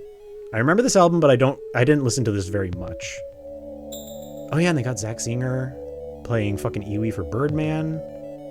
This one was good. I haven't listened to this album enough. I listened to the first two a lot. The first two had, like... Yeah, there's a lot of great ones from those. Yeah, they got Moon Theme, Trainer Battle Theme. So this new one I haven't listened to. Let's see what's on this one.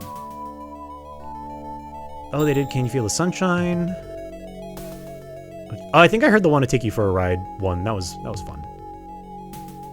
They did Pollyanna.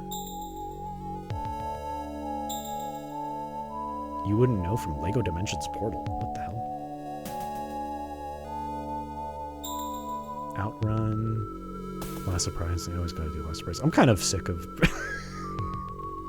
I'm kind of sick of Persona 5 OST, I'm gonna be honest. Either way, I'll listen to this. I do like 8-Bit Big Band, I just kind of keep forgetting they exist. The Pollyanna range? I should listen to that, yeah. I do love me some Earthbound. Speaking of range albums, it was from, there's some YouTube video I was watching about Earthbound that was really good. But that person recommended a person on Bandcamp that I had probably never heard of, that goes by Corey Johnson, who just does, like, video game covers, but, like, really post-rock. Like, and they did a post-rock album of Earthbound. Like, it reads like a fucking Godspeed You Black Emperor concept album, but for Earthbound. And it's fucking amazing. And it's like, holy, what the fuck? Where did this guy come from? That's, like, top-tier Earthbound cover album. I think it is literally called Earthbound by Corey Johnson. Let me find it.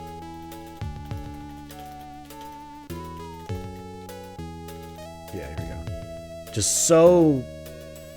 I could probably get away with this. I'm not gonna get in trouble for playing this on stream. Alright. We're gonna listen to this now. Do I have this on my... I don't think I have it on my computer.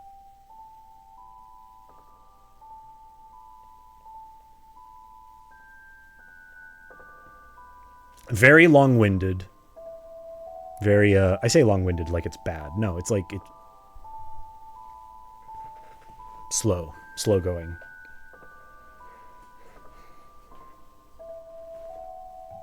It's like fucking...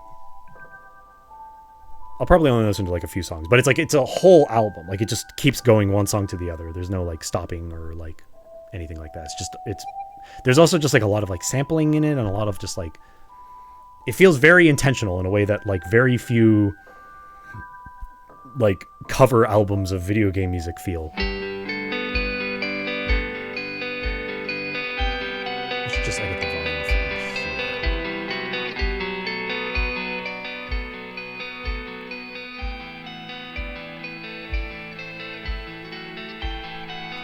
Either way, so I love if someone gets like inventive with a game cover, I want it to be like really inventive. I don't want to hear what if blank was a metal song, you know, unless it's good, but like, you know, usually it's just kind of like a little bit cheeky. Thanks for coming. I'm going to stop soon.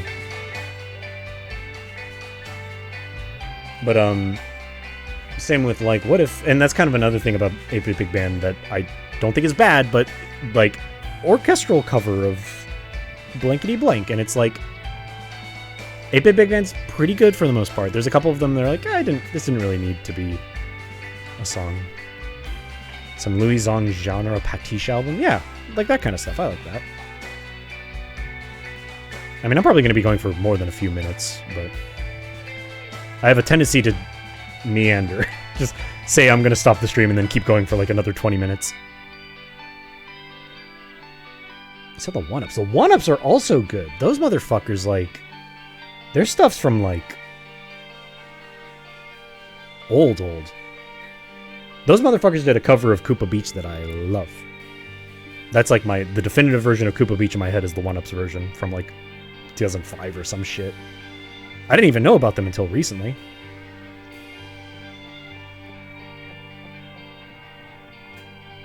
What's your choice of headphones, production, listening in bed? These are Sennheiser HD something, or they're old. I try, if I listen to music that I really care about, I try to listen to like on these, or I have a Bose SoundLink that's pretty good. I'm not like a super audiophile, but I do, like, if I'm like sitting down to listen to music, I do like having something good to listen to. I can't just listen to my phone audio. I do like listening to... I should listen to music in bed more, honestly. I'm too insistent on having, like, videos to lull me to sleep. I listen to a lot of music, but I don't usually... One thing I don't do enough, and I highly recommend people do more, is just listen to music, like, without doing anything else. Just sit down and listen to something, you know? It's kind of uncomfortable to do, and... if you have crazy attention deficit disorder, like I'm sure most of us do because we're on twitch.tv, if you have like crazy attention deficit disorder and whatever, like it's hard to like commit yourself to sitting down and listening to an album. But it's great.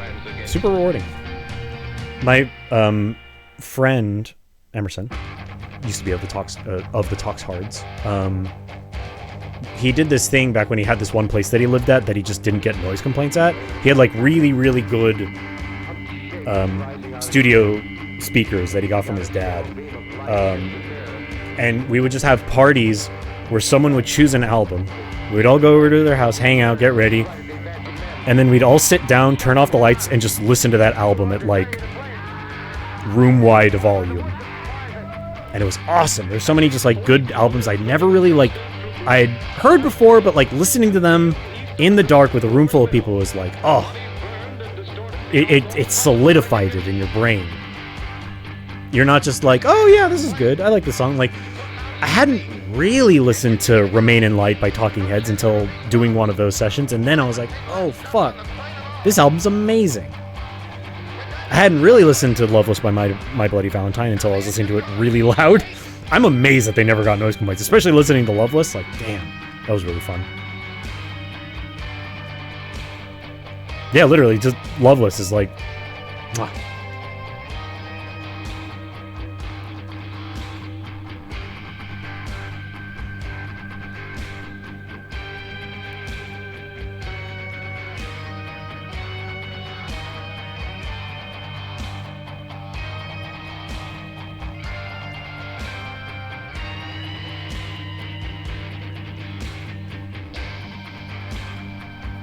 Some albums are too good to do anything while listening to, which is bad when I wanted to get something done. Exactly, yeah. There's some music you just have to sit down and listen to. You can't just do something else. Godspeed is like that. Godspeed You Black Emperor is like that with a lot of their music, which is why I kind of have a hard time listening to them most of the time. I'll listen to like a bit of a Godspeed song that I like, and then I just never really sit down and listen to the rest of it. Like, my game Birthday Quest that I'm working on, which I am using a lot of stolen music for because it's fun and I'm releasing the game for free, so who cares? I want to have fun, put my music in. In that game, I am putting... Don't tell anyone, this is kind of it's a bit of a secret to find this song. But I have one of the endings, the credits theme is Storm by Godspeed You Black Emperor, specifically the first part. So I've listened to that first part of Storm like a whole bunch. But I keep forgetting to listen to the rest of Storm, and I'm like, there's so much good stuff here, but it's like a fucking 13-minute song, you know?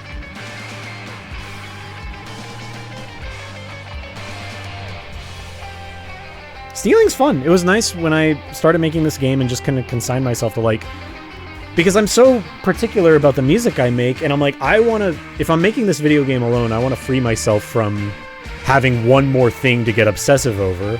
I'm just gonna take whatever music I want and then just put it in so I don't have to fucking worry about it. I'm gonna steal whatever art assets I need, and I'm just gonna make the rest of the game myself, you know?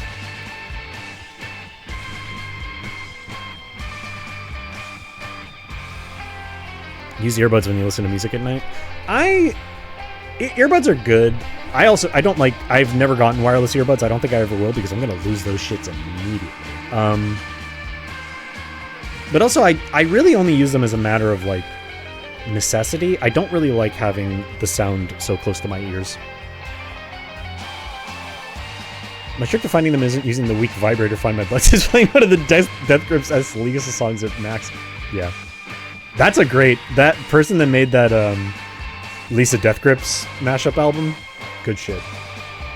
Those are... This is like... Peanut butter and chocolate. Two great tastes taste great together. You're getting like the... You need to listen to this like max volume with headphones on. It's like, oh...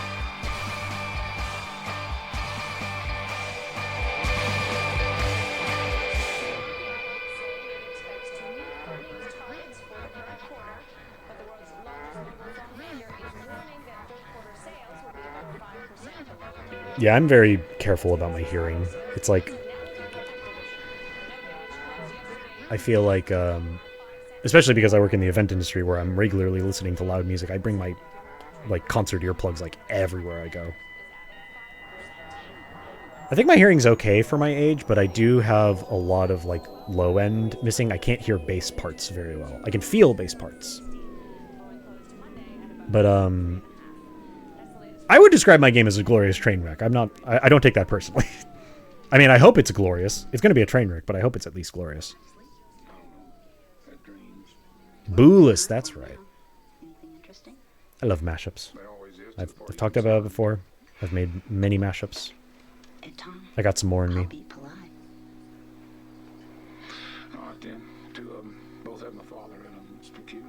See, like, long spoken word bits like a Godspeed song? Either way. Listen to the rest of this album on your own time. It's fucking awesome. Such a fucking good album. Where did Fubar go?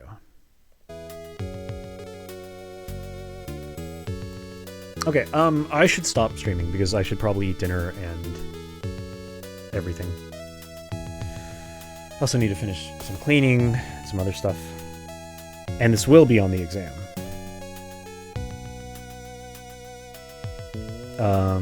Thank you all for coming. I'm glad people liked this silly stream. I hope you learned something. I hope you at least feel some amount of desire to go try some music stuff, you know? If you don't, that's okay. Hopefully you liked just hearing me talk for a while.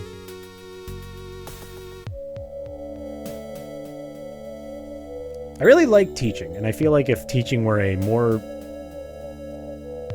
monetarily fulfilling job in our country, I would be a teacher, but this is the next best thing. I love teaching stuff. You can always ask me questions about whatever. If it's something I'm interested in talking to people, you can always ask me and I'll work to the best of my ability to help people. Yeah, go to sleep. Lock it in your brain better. Alright. Is GDQ going on? I totally forgot. Oh shit, it is. It's fucking SGDQ right now, isn't it? I totally forgot. Go watch GDQ or something. Either way, I'll see you guys some other time. I don't know when. Oh, Sekiro. I wonder how much the Sekiro route's changed. I haven't watched that run since, like, the game first came out. I'll see you all some other time. I don't know when. Take care of yourselves. Make fun stuff. It doesn't have to be for anyone. It can just be for you. And remember to have fun.